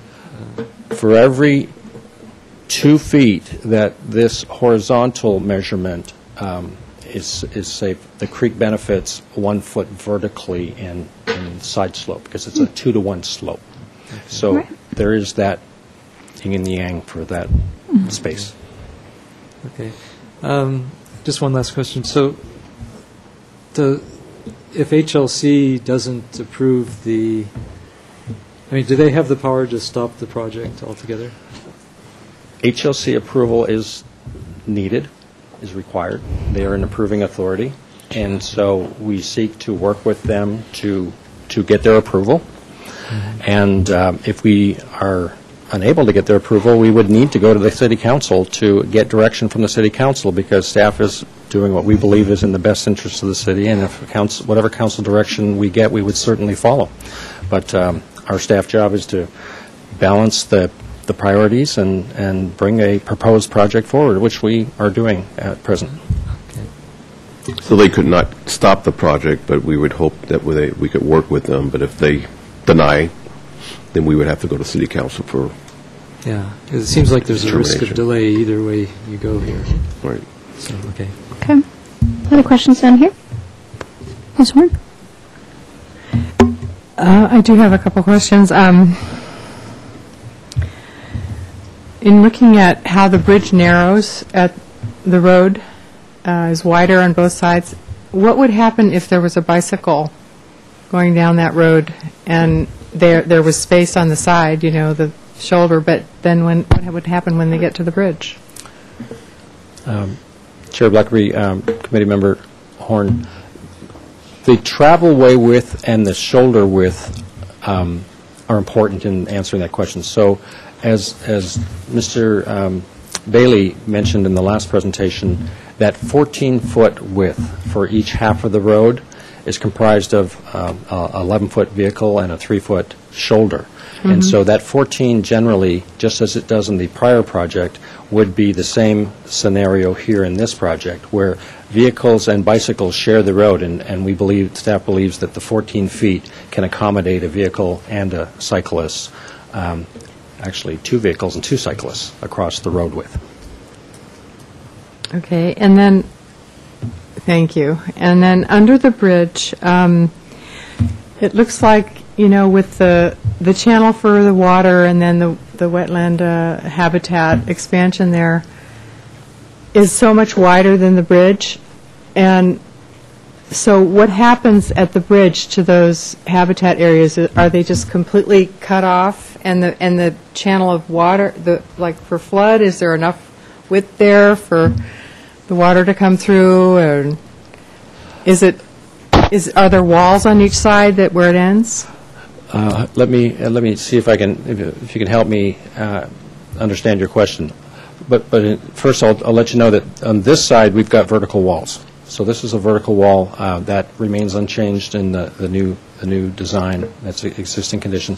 What's changed is that this channel width currently is about 35 feet wide, which is about in this vicinity. So to convey the design flow to go from a current 6-year storm event to convey a 20-year storm event, this extra width, the channel's being widened. So it's being widened to this 55 feet, right from here to here, from bridge abutment to bridge abutment is 55 feet. So that's all that's necessary to convey the design flow. This extra space here, which is going to be occupied by the habitat expansion zone, provides additional flood conveyance capacity. And so the water would simply go up the bank. And similarly here, that there would be a little more additional capacity here than there would be where the bridge narrows down. And of course through here is that 20-year flood event design capacity. Does that help? Yeah, that is what my question was. Thanks. And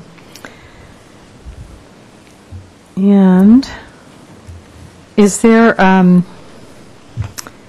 addressing the question of the traffic flow and the number of cars and now and compared to after all the development? Do you have a projected traffic flow for or numbers of cars or vehicles for after the development, the Children's Museum and the La Entrada? We have projected the numbers for the bridge project. So for the bridge project, we have projected figures for 2,000 as the design vehicle per day number. As mentioned, Mason Street Bridge. For Mason Street Bridge. I don't have any vehicle projections for Kimberly for the Children's Museum. They were done for the Children's Museum. I cannot remember what they were, but we would see an increase in vehicles on Kimberly as a result of the Children's Museum. The La Entrada would not have much of an impact on that. The hotel that's proposed in the corner of Mason and Kimberly may have an increase in vehicles as well. But primarily it's going to be because of the museum, but I can't remember what the numbers were. It would definitely be more than 125 that we currently are seeing on the street. But that's not the main entrance to the museum. Actually, that's going to be the vehicle drop-off for the museum. On Kimberly, right? On Kimberly. If they're using is their main parking lot is the train station parking lot?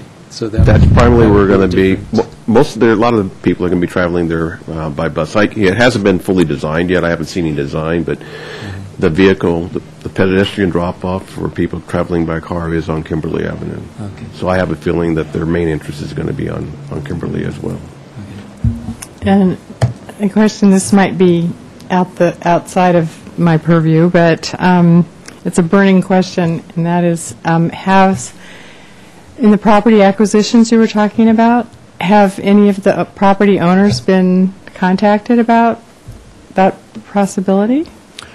Some, but not all. We have just gotten council approval to hire the consultant who does that work for the project. And at Tuesday's council meeting, this property owner here at 20 West Mason did show up at the council meeting, and we've been actually have met and meeting with this property owner to talk about initial discussions until we have been authorized to enter into the right-of-way phase of the project.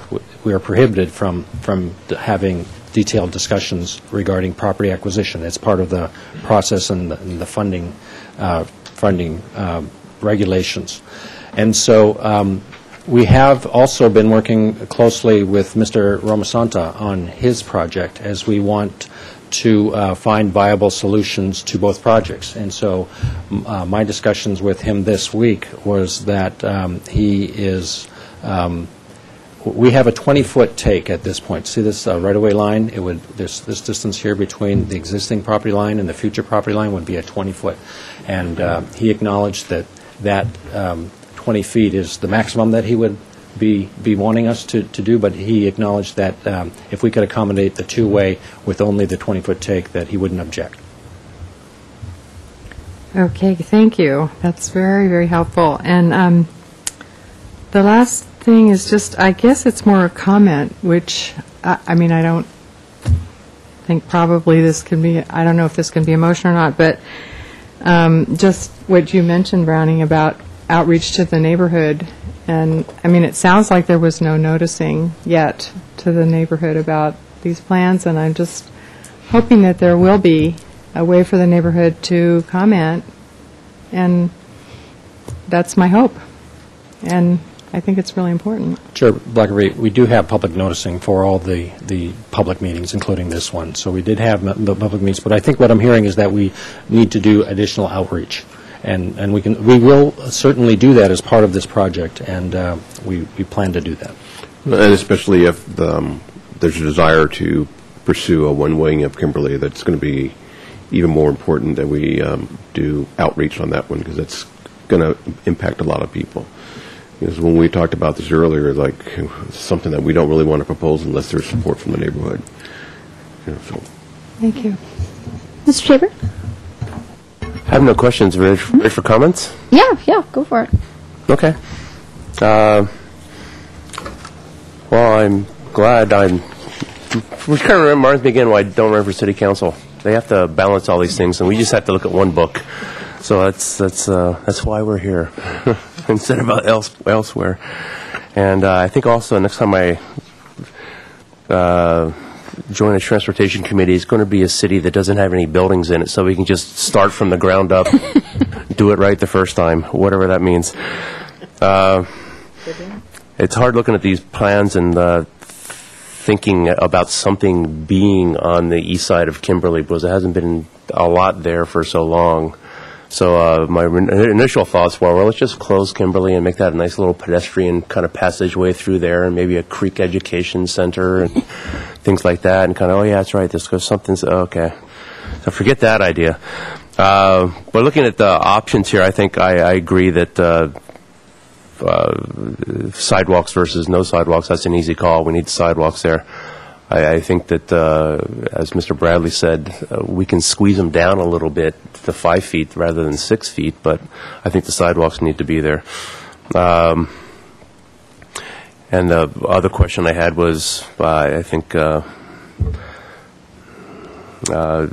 was why do we stop there with Kimberly? If we move it over just a little bit more, we can get a lot of benefit. But then we have a property owner there who's got an existing approved project, and you've kind of gone through all that already. But I think if there was a little more shifting there, we would have a lot to gain, possibly. Again, the sidewalks on the Mason Street Bridge, I think, are essential and important. And again, I can agree to a little bit of pinching there, but I would prefer the 6 feet along there.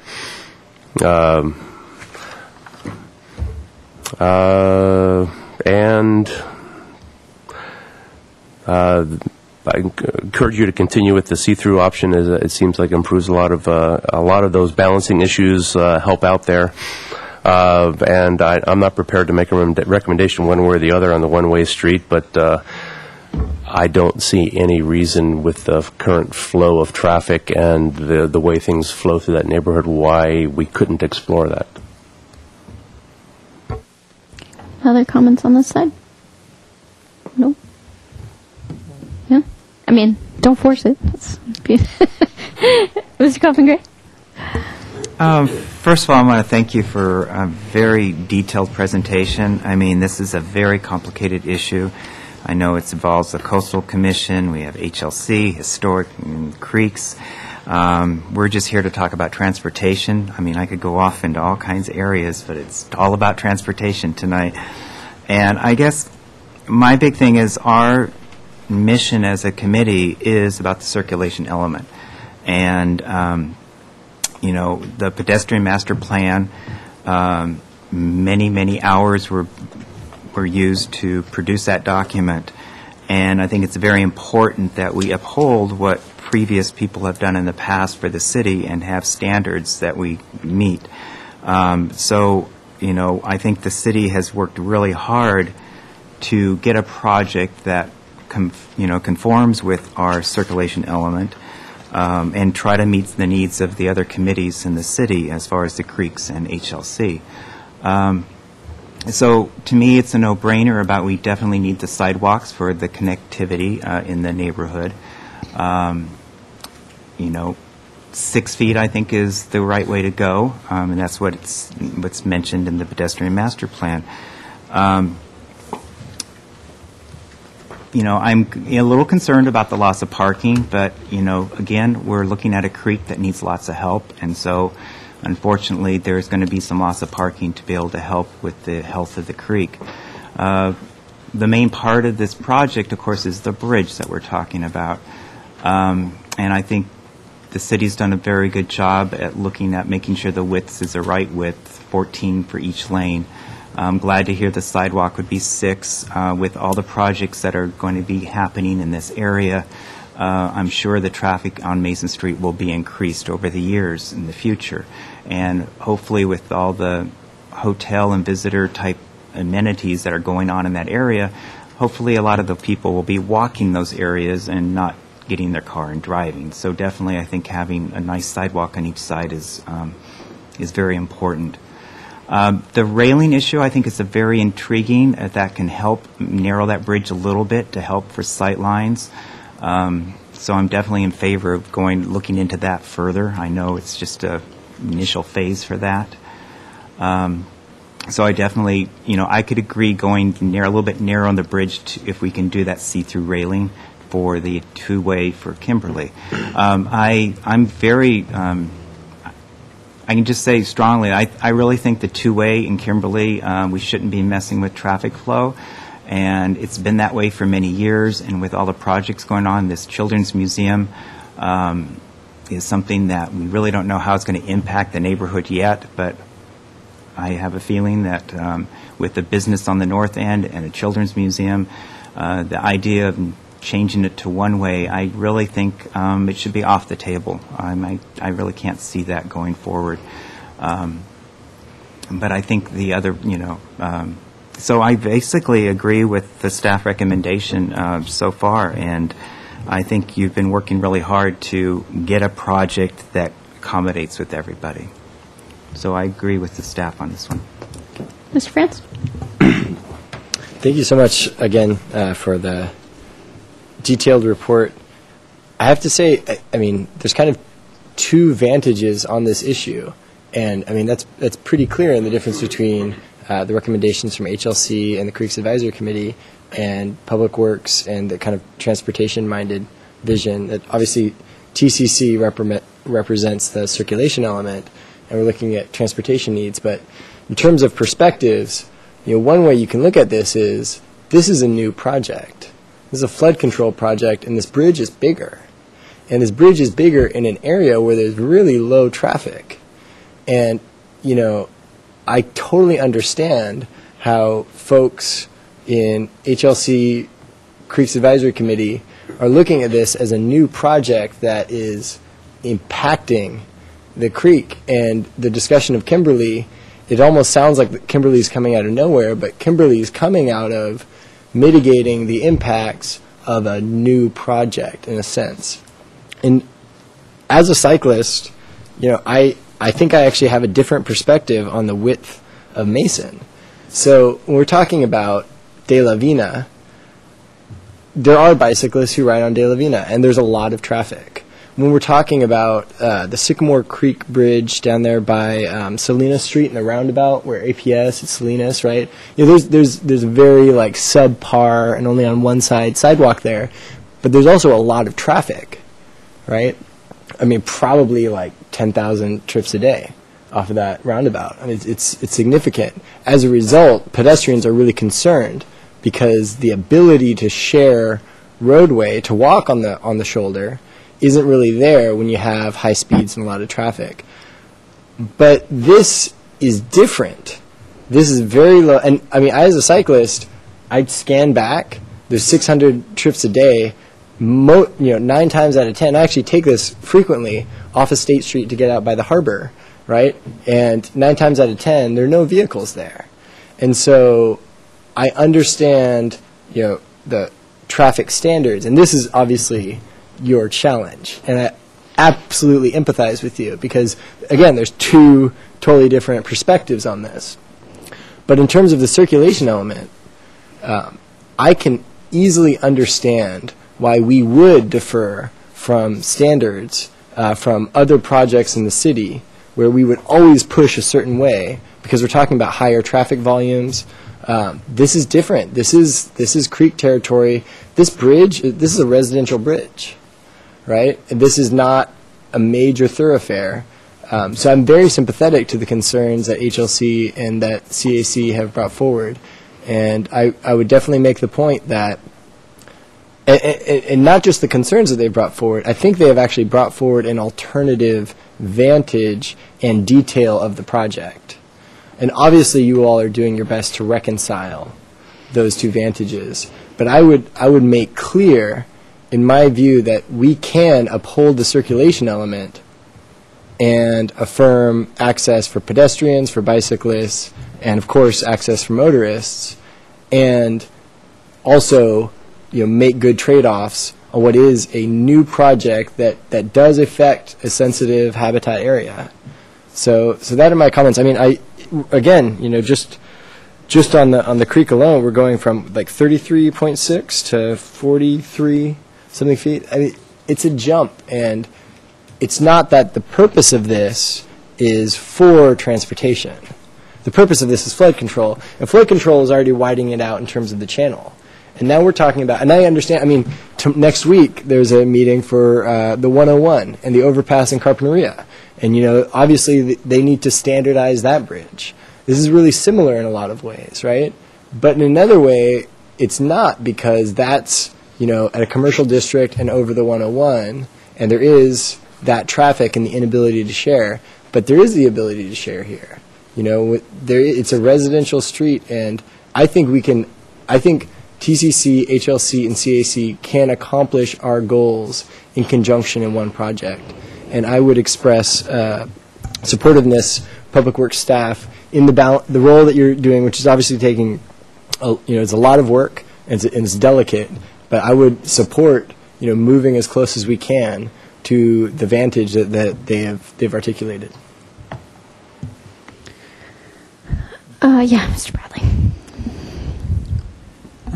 I used to live about a block from the bridge, and I noticed, more pedestrians than cars usually, in that there are a lot of people walking from the train station or from State Street down to the beach through back streets and from the youth hostel there.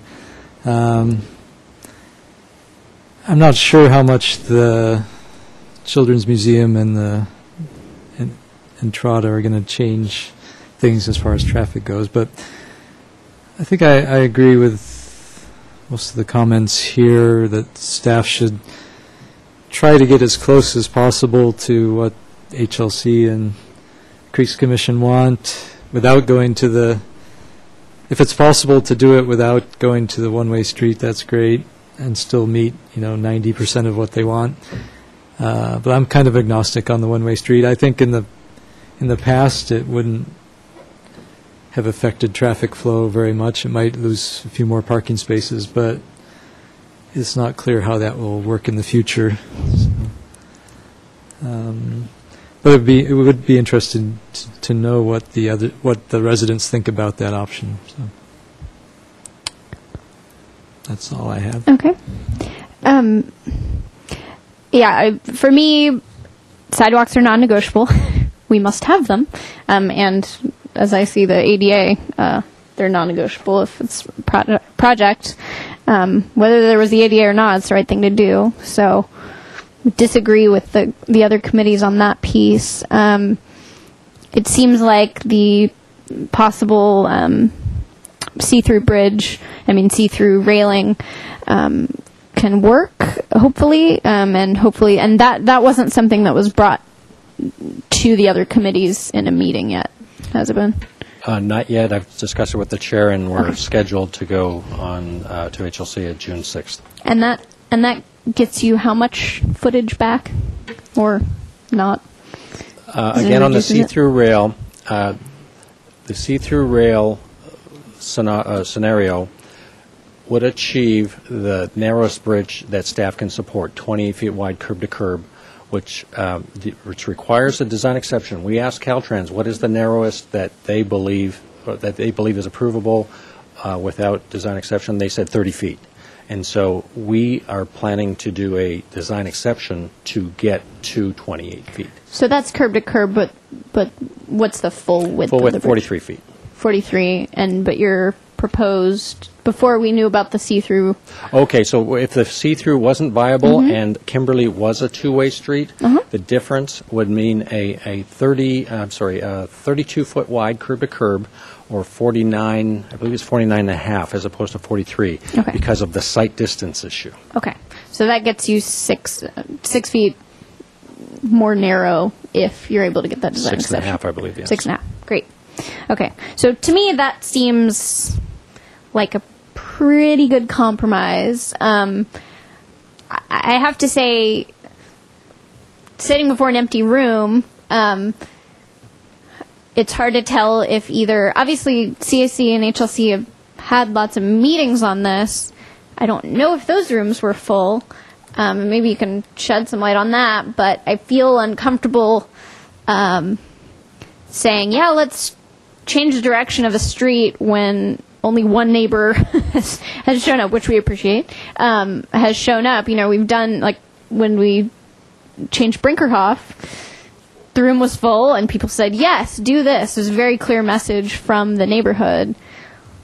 You know, I'm not going to make that call here tonight saying, oh, yeah, let's look at one way. I understand and frankly, there's not many people from Creeks or HLC here, so it's kind of hard to tell what the real feeling of the people that live there are, which to me is pretty important. So I would say, I mean, I would hope that HLC and CAC can come to, you know, move a little in agreement, knowing that, I'm sorry, we need sidewalks and maybe the see-through railing, and keep it two-way.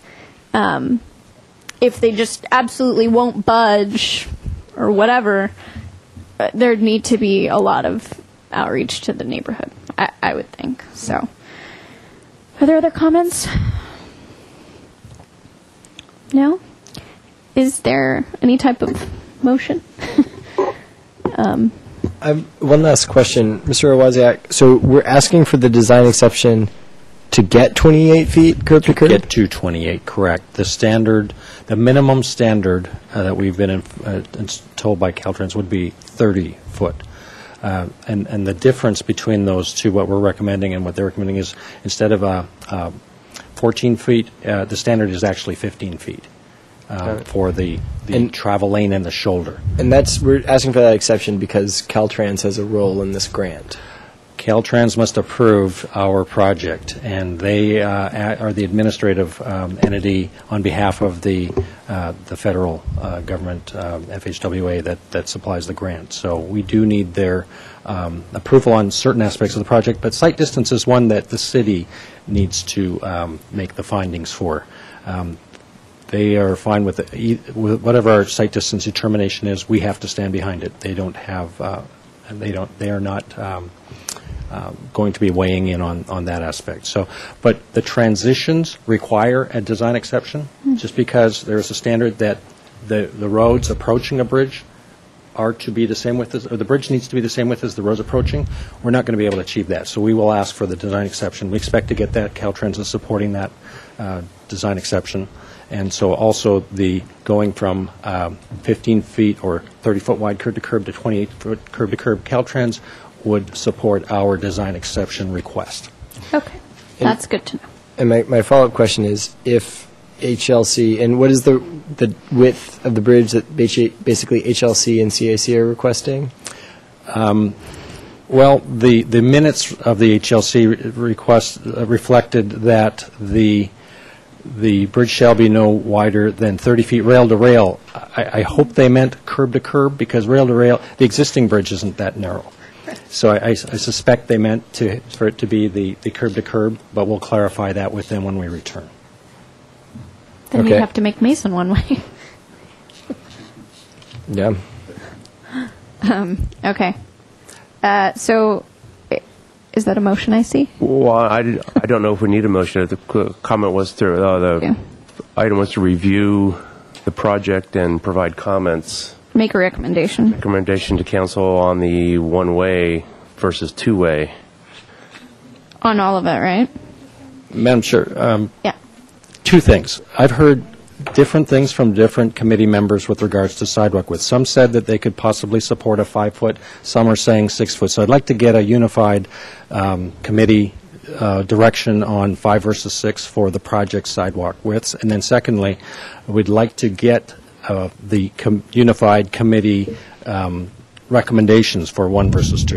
Okay. I think I could put together a motion. Yeah? Okay. I would move that we recommend to council 6-foot sidewalks in accordance with the pedestrian master plan, and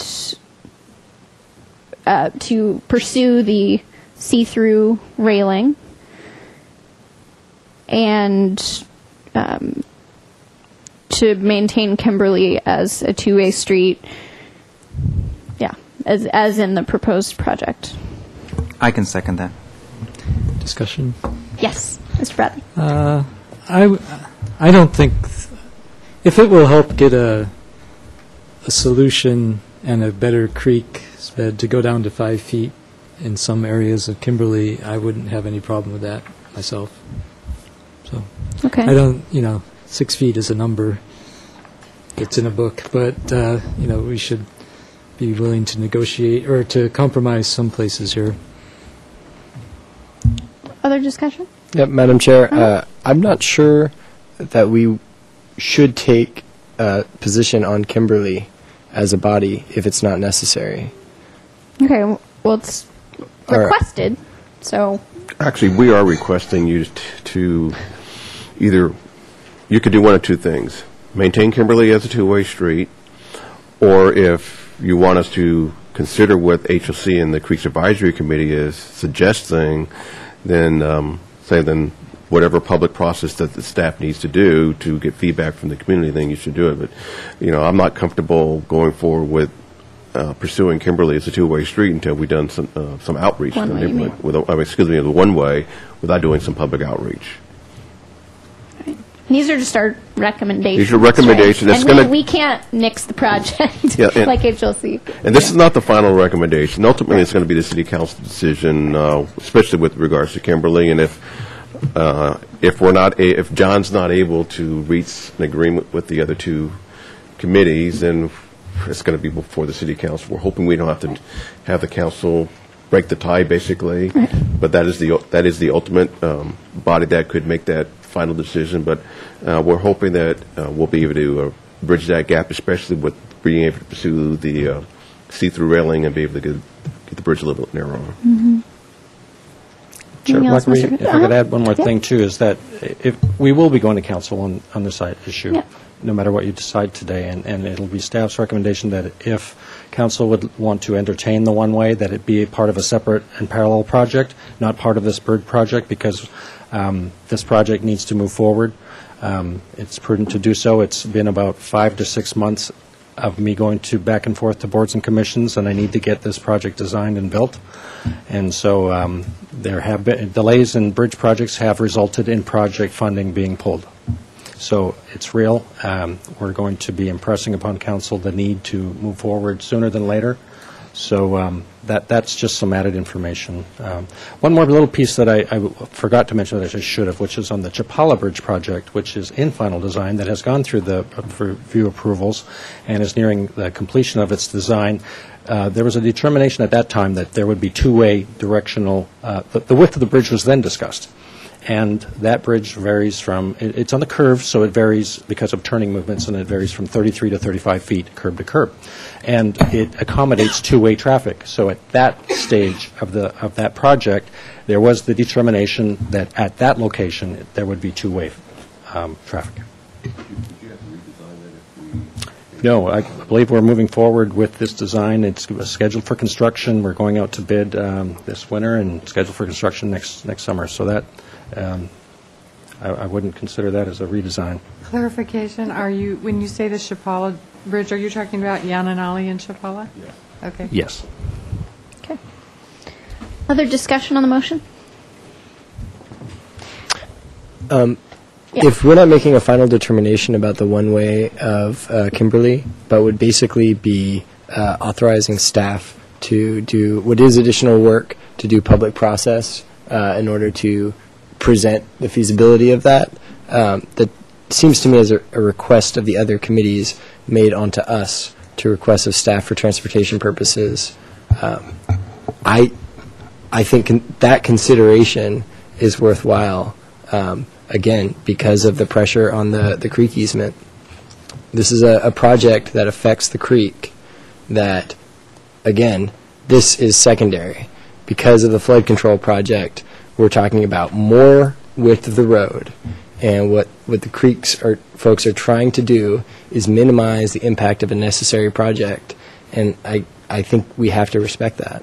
Can I just clarify one thing? Normally, we would not have brought a project like this before the Transportation Circulation Committee. This is basically it's maintenance project. We're replacing a bridge. But because of the direction that John has been receiving from the Historic Landmarks and the Creeks Advisory Committee, what they have been requesting him to do is not consistent with the circulation element. That's why we brought it to this committee to see if you agree or disagree with making modifications on this project, because it is not consistent with the circulation element. Otherwise, we wouldn't have been bringing it before this committee. And I got to say, motivating my motion, it's a recommendation. We're doing it based on PED master plan and circulation element. And for that reason, I feel like we're our own committee. Certainly other committees have no problem recommending things about transportation, right? And that's what I want to stick to. And so I think it is important to weigh in on what,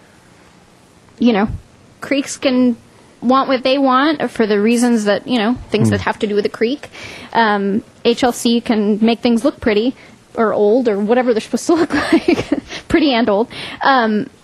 Historic.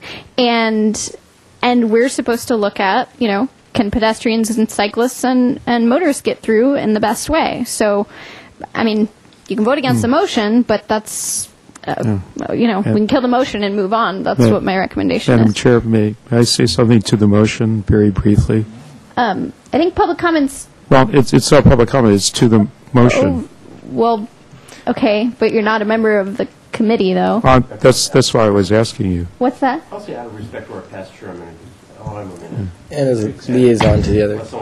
All right. As a Creeks committee, we'll make you a liaison for today. Yeah, just quickly. Thank you for point of clarification, and I think John will remember this. Our proposal was actually to shrink the sidewalks to 5 feet, and the no sidewalk alternative, I think, was more from HLC. So the recommendations from Mr. Tabor, Mr. Bradley, and Mr. France for 5 feet, with the 2-to-1 on the slope, even though it seems small, that would make a huge difference.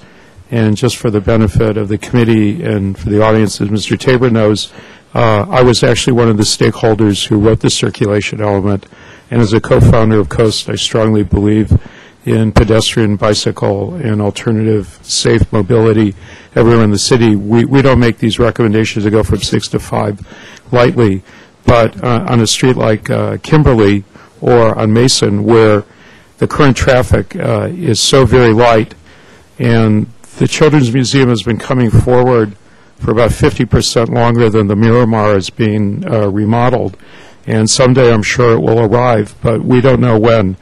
But this project, because of flood control on the bridge, has to go through now. And the the 5 feet would make a big difference. So if the chair was willing to consider that from the Creek's perspective, I can't speak for HLC, that would be a big deal. Okay, well, thank you for clarifying that it's because we've been lumping HLC and CSC together, so that's important. I'd be happy to. Happy's not the word. I would amend my motion to say that, if necessary, in the interest of coming to a conclusion, 5 feet,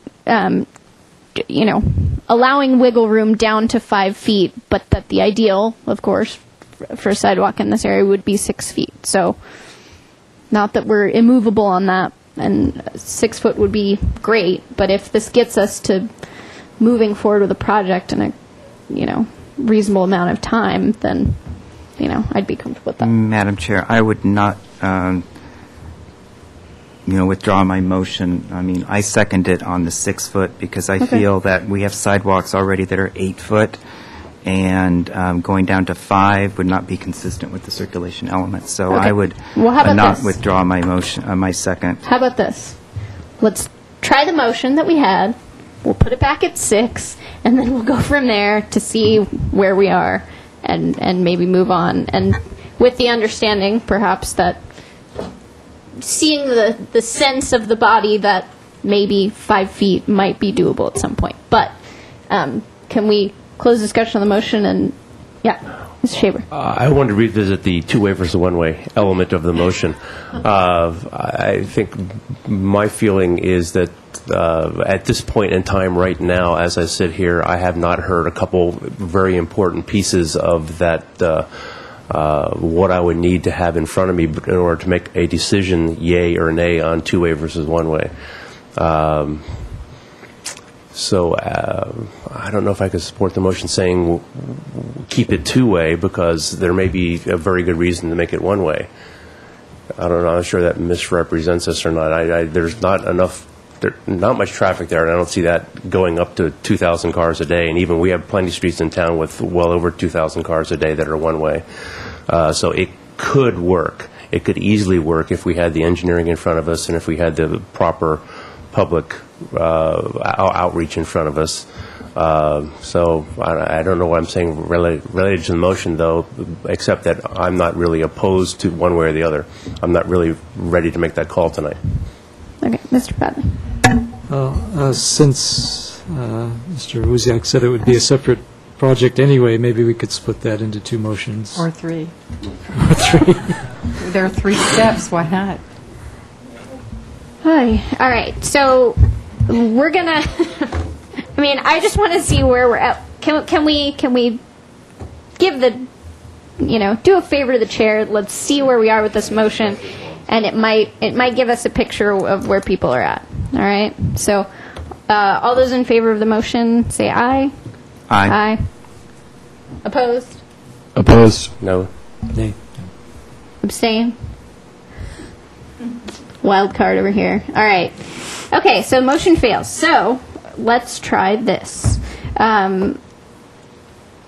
Let's break it apart to talking about the bridge itself, the width of the bridge, and the part of my motion that had see-through railing. Well, how about that? How about that part as a motion? Do we think that we should pursue the see-through railing to narrow the width of the structure? So I would say that would be my recommendation. You're talking about the 43-foot. Rail through. Exactly. 43-foot wide bridge. Well, depending on the width of the sidewalks now, because the 6-foot sidewalks are included in the 43-foot. So if you're going 6 foot, it's 43. If you're going 5 foot on the bridge, how about sidewalk? It's 41. But that's a different street, though, we're talking about. Kimberly, you're talking about... I was talking about the sidewalk on the bridge. Oh, okay. I thought the first motion was about Kimberly. It was about the whole scene. Okay. 6 foot all around, I guess. Yeah. Right. Okay. So shall we have a sidewalk motion then? Sure. What do we think? Somebody want to do that? Sidewalks on both streets? Because the 5 feet is... The 5 feet is... It's on Kimberly that gives the big benefit. for clarification, Yeah. Creeks and HLC are both asking for 5 feet on the whole project. On the bridge Rich, also. right. Yeah. Okay. So, How about a motion that says 5 or 6 feet? okay.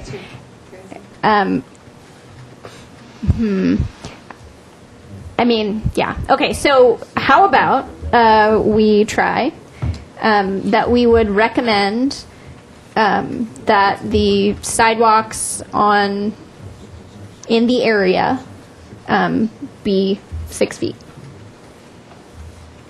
I'm sorry. Yeah. I can sorry, second that. I'm sorry, I didn't hear that. Sorry, that we recommend that the sidewalks in the area be at 6 feet. And there was a second. Is there discussion?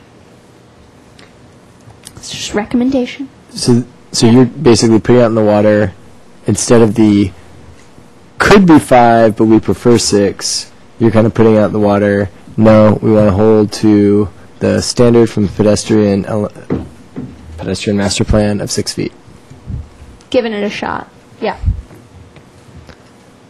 And, sorry, point of clarification, Mr. Wozniak, it's 6 feet currently on Mason Street, or what are the sidewalks currently on Mason Street, on the bridge? The existing sidewalks on the west side of Main Street are 6 foot on each side.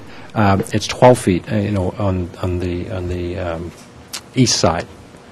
And right now, the sidewalk is 6 feet on the bridge. It's 6 feet leading up to the bridge. On the bridge, it's 3.5 feet. Currently, on the bridge, it's 3.5 feet. which would not meet standards, ADA standards. Right. And So we what can't is replicate that. ADA standard is 4. Is 4 feet, and our city standard is 5. Is 5, correct. And pet master plan is 6. 6. Now you got it. Got it. Okay. Okay. Other discussion on the motion for 6-foot sidewalks?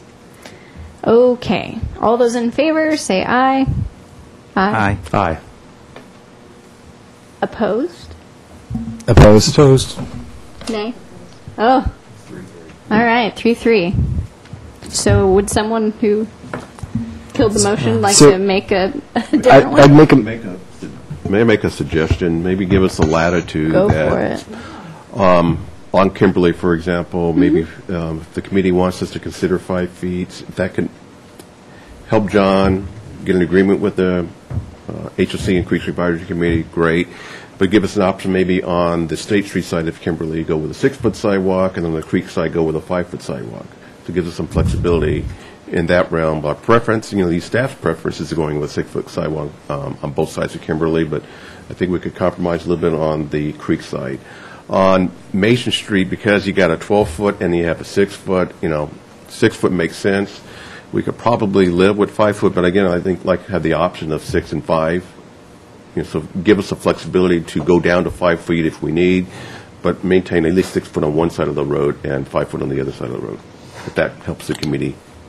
So do we feel like maybe the flexibility, giving people the flexibility of 6 ideally, but 5 if it... Madam Chair, Yeah.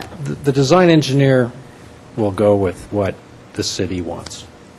So they can design 5, they can design 6. I would request that we get direction to the design engineer, not give him the task of trying to satisfy more boards and commissions. That's my suggestion. Are you going back because to HLC further on the side? we are, and they're going to ask for 5. So it's really before you to decide between 5 and 6, I feel, because we've got direction from them. And staff would likely follow a unified board and commission direction. So basically, if this committee were to say 5 feet all the way around, then that's where we go. If the committee feels strongly about 6 feet or 6 and 5, it's going to ultimately, John's going to mention he's going to City Council on July 3rd. Council will make that final call. If this committee wants to stick at 6-foot sidewalks, and we got the other 2 committees that are at 5, then we would ask the council to give us direction at 5 or 6. Yeah, Mr. Franz? Madam Chair, if I could clarify where I'm coming from in pushing 5-foot sidewalks. Yeah, I get it. My issue here is, as long as we're not stepping down existing sidewalks, and maybe that could be language used in the. We are. So on the bridge, especially, if we're talking about 3.5-foot sidewalks existing, because the bridge is a lot bigger, and a lot of that is just design standards, and I understand Mr. Iwaziak needing to go through Caltrans and be following design standards, but we're talking about a neighborhood bridge that is 33 feet wide total, existing with 3.5 feet sidewalks. So if on the bridge they gotten 1.5 feet extra to 5, which helps the folks who are trying to minimize the impact in the creek area and adheres to ADA and adheres to the city standard, then in this rare case, being a foot less than the pedestrian master plan goal seems doable. Now, if on Kimberly we are currently at 8.5, we're cutting out the trees, which are significant because those create pinch points, right? It's unfortunate that those are being reduced. If basically 5 feet as well helps this very sensitive area and adheres to ADA, then on both sides of Kimberly, having 5 foot, and if in the design they can get up to 6 and appease what the Creeks Advisory Committee is requesting, then that's fine. But giving staff the ability to go down to 5 feet, I think, is where I'm coming from. So is that a motion? That's my motion. Give staff the ability to go down to 5 feet on both Kimberly and Mason as per just the design requirements going through these committees. So we recommend that the sidewalks be 5 feet. That staff can go down to 5 feet. Okay, but he's looking for a recommendation of what we think the sidewalk should be, so... 5 feet. Okay. All right. Is there a second? I second it. Okay, there's a second by Ms. Hornet. A discussion. Madam Chair? Yeah. I'm concerned on Mason Street. This is there's a lot of development going on in the future of that area, and the sidewalks are 6 on each side. I just could not support narrowing 6, going down to 5 on the bridge. I can go along with Kimberly Street on the creek side to 5, and then keep it 6 on the east side, as it goes down. But I cannot support the 5 feet on the new bridge on Mason Street. That's a major area that's going to have a lot more foot traffic, and I think it's important to keep the consistency and also just the look of the whole neighborhood to have the sidewalks consistent on each side. Okay. Mr. Bradley? Nothing? No? No, we have a motion and a second, so maybe we should vote on it. Is there other discussion? Well, I would prefer if the direction we gave was 6 feet, but allow some wiggle room, rather than say sidewalks can be 5 feet. That sounds like we're giving direction that the sidewalks can be less than the pedestrian master plan. I would take that as a friendly amendment to the motion that I put on the floor. Okay, but I guess what we're getting from staff is it's not particularly helpful for us to say, well, you could do this or you could do this, but what's our recommendation? We gotta own up and say 5 feet or 6 feet, and 6 feet failed, 5 feet's being proposed, so we need to. And I think it's obvious that, we want the widest sidewalks possible forever and ever if we can, but that's not a recommendation. Yeah. Madam Chair, if I could express a concern from a transportation perspective, there's 2 things going on. One is adhering to engineering standards. Absolutely respect that. I have a concern of widening roadway in a residential space because wider roadways create higher speeds. And in keeping with Creek's desire to minimize the bridge width for standards from Creek's, from a transportation standpoint as well, I've spoken to the bicycling issue of having 14 feet in each travel lane so that 2 bikes and 2 cars could be crossing a bridge at the same time. In this case, because of the extremely low average daily trips and the residential nature, which Mr. Coffin-Gray is correct, there is going to be new development. How significant that development is, we're not sure how quickly that's going to come. Staff is absolutely doing their due diligence to respond to that. But in the spirit of keeping as narrow as possible, so it's going to be larger than it is now, bridge, but as narrow as possible bridge, and with new standards, give staff the ability to go down to 5 feet. And I would hope that whatever they're able to come up with in terms of the side railing, perhaps the side railing isn't on a concrete base that's horizontal, but instead vertical and is actually mounted to the side, and that saves a foot on the bridge there. I don't know, Mr. Wozniak, if that's basically mounting on the side of the bridge for the fence instead of mounting on top. I don't know if that's something that is possible from engineering standard. But basically, obviously this is sensitive. It's going to go through extra time, so spending a couple moments here I think is helpful. So that I see it's basically mounted like on a flat. Is there any type of railing that is actually mounted on the side? Madam Chair, I'm not aware of that, and I would wonder about that. We would see, we've got, what's missing from this picture is the sidewalk. So the sidewalk would be there in our bridge scenario. So the 32 inches of that bottom rail has to be crash rated. So I think it would be a challenge to have it mounted to the side and be crash rated to the degree. You see those vertical members are very solid and would likely need to be embedded into the concrete. So I wonder first how that would be done, and second, wonder what it would look like as an extension of the bridge. So I think we've got not only dealing with the crash safety, we're dealing with the HLC with getting the project approved for aesthetics and all the like. So I don't know the answer to that, but I suspect that it's challenging at the best. This is new and evolving, by the way. This new and evolving technology with this type of standard. As a matter of fact, there's another standard. They don't even have a picture of it yet that we're going to be looking as an alternative. But we will have the final design process to work through to get there. We would look at that. And again, that's why I showed the width of the bridge rail. It's conventional as 1.5 foot. We'll make it as narrow as we can to make the bridge as narrow as we can, because we heard loud and clear from the boards and commissions to make the bridge as narrow as we can, and we'll certainly pursue to do that.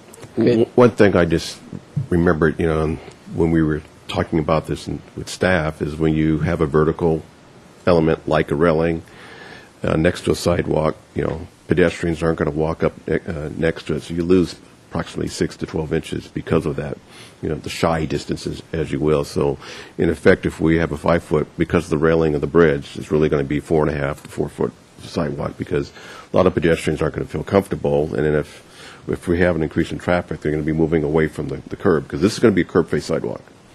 So there's not going to be anything protecting the pedestrian from the vehicles. That's why we want to go with a wider sidewalk on the bridge, because of the railing and keeping them away from the vehicles because of the shy distance. Mr. Franz. So, and by the way, it was not clear to me that this is a curb-face sidewalk. So this is on the same platform. There's no actual bump, between a car and a pedestrian. Well, it's raised, but there's no barrier like you see on other streets. It's all up there for it's a curb-face sidewalk. Okay, so it's raised. Again, there is very low traffic volume. I definitely, having made my point, and I appreciate the time for that, having made my point that there as well is a transportation desire in a residential neighborhood to have as narrow a bridge as possible, especially in the vehicular lane.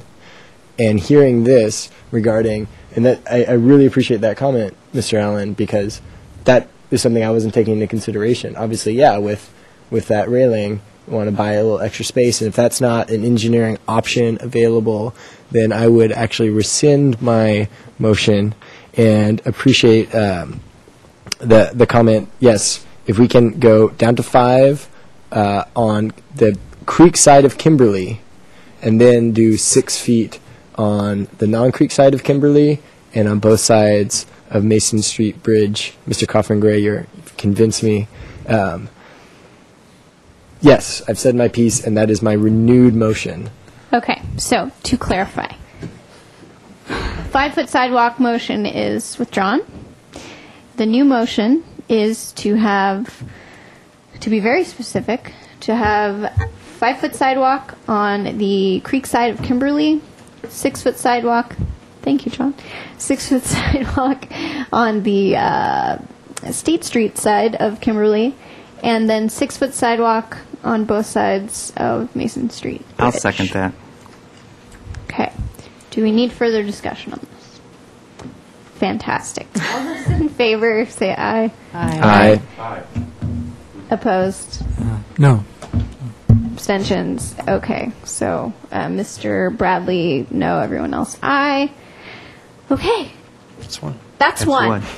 Now there's the rest of it. And that was... Two-way versus one-way. Did we, I guess we haven't formally, have we formally given you a motion about pursuing the see-through barrier? You can do that, but we're doing that anyway. You're doing it anyway. Doesn't matter. Okay. We'll save our motion power. Okay. So the next thing that we have to contend with is whether Kimberly remains two-way, as is in the staff proposal, or the project proposal, or change it to a one-way street and pursue all the community outreach that goes along with that. Madam Chair, with clarification of that, this project wouldn't be pursuing a two-way, I'm sorry, a one-way. Right. This project would be pursuing two-way, but if council wanted a one-way, we would seek a separate and parallel project to do that. Right. I mean, that's what we're contending with now, either as proposed two-way, or do we think that the city should pursue one-way option? Sorry. We gave it as a courtesy from him representing one of our other city committees. We gave him some time, so public comment is over at this point. Okay, so does somebody have a motion?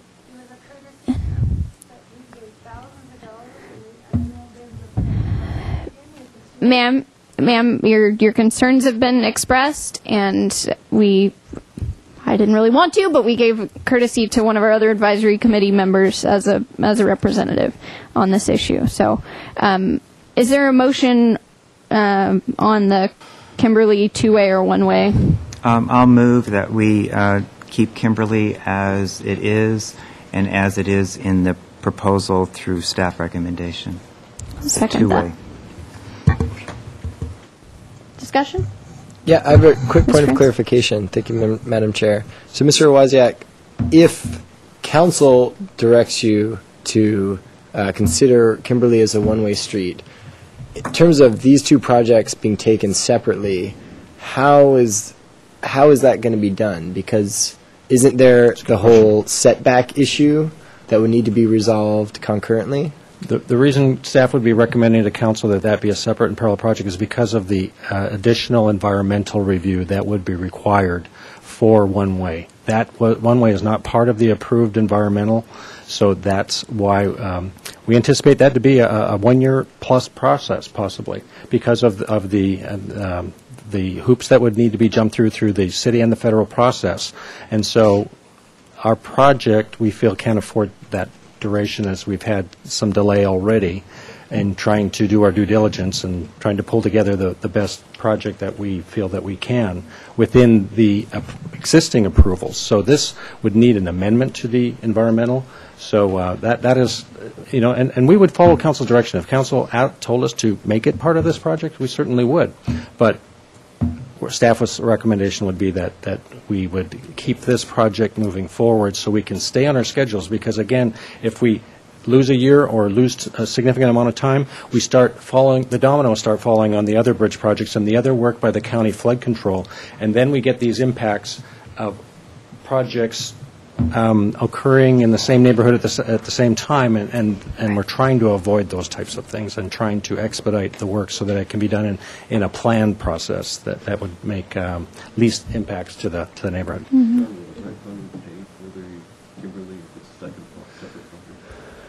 I don't know that. So funding the Kimberly project, if we were to separate it, might be an issue. The grant might not fund it. We don't know that. And knowing our streets capital, we don't have the money in our streets capital to do this Okay. a separate project. Mr. Franz, are you done? I'm done. Thank you. Okay. Mr. Bradley?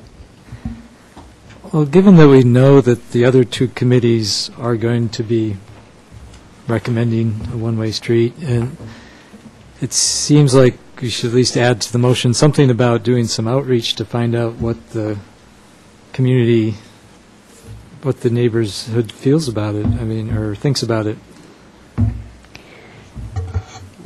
I mean, even though we say we prefer,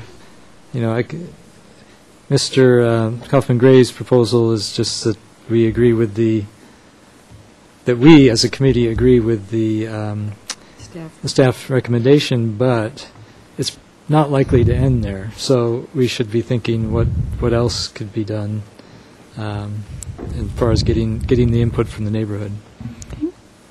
Okay. Other comments? Mr. Tabor? Well, I'm just thinking if no matter what we do tonight, if there is council direction to go with a one-way street, it will come back to us at X date in the future. I agree in keeping this project on the road and keeping it moving, no pun intended. I don't think it's really necessary for us to convolute some sort of side process to this. That will happen despite what we do here tonight. So with that, I think I could support the motion the way it is. Ms. Horn? Did you have some? No? Mr. Kaufman-Gray?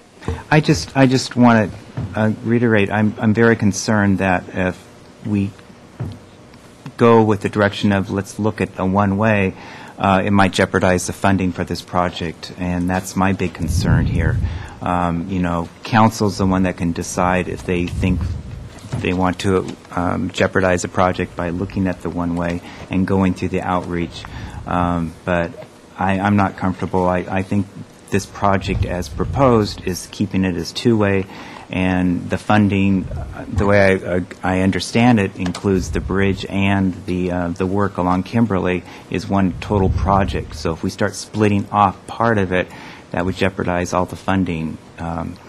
And that's why I'm going with the motion that I have. And I agree with the motion, and I would say, well, one thing I would recommend, obviously Creeks and HLC are welcome to suggest whatever they like, and my concern is that, one, on an engineering basis and circulation element basis, it seems like keeping it two-way, we got to nudge it a little, is going to be, works best for the neighborhood.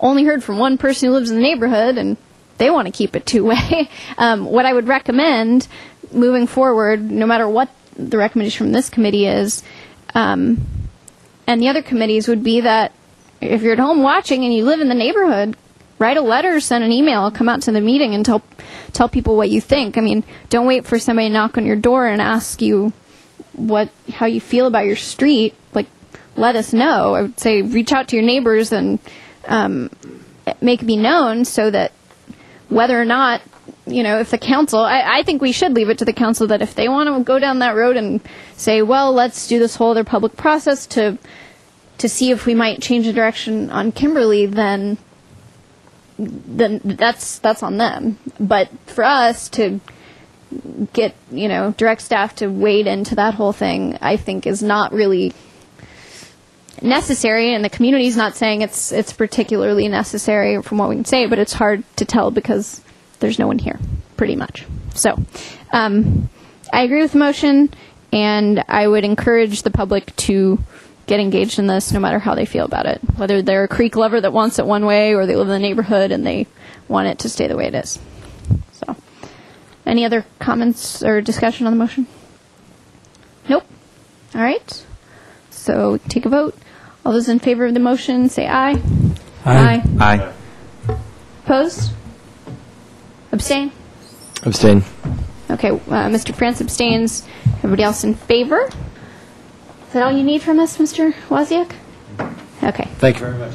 I know it's been difficult, and you can appreciate how difficult it's been for the Boards Commission and how difficult it will be for the council when we come back to them. And it's a complex project, but we appreciate all the extra time that you've taken. We didn't anticipate it's going this long, but I believe that you have understood the issues very well, and appreciate the comments back.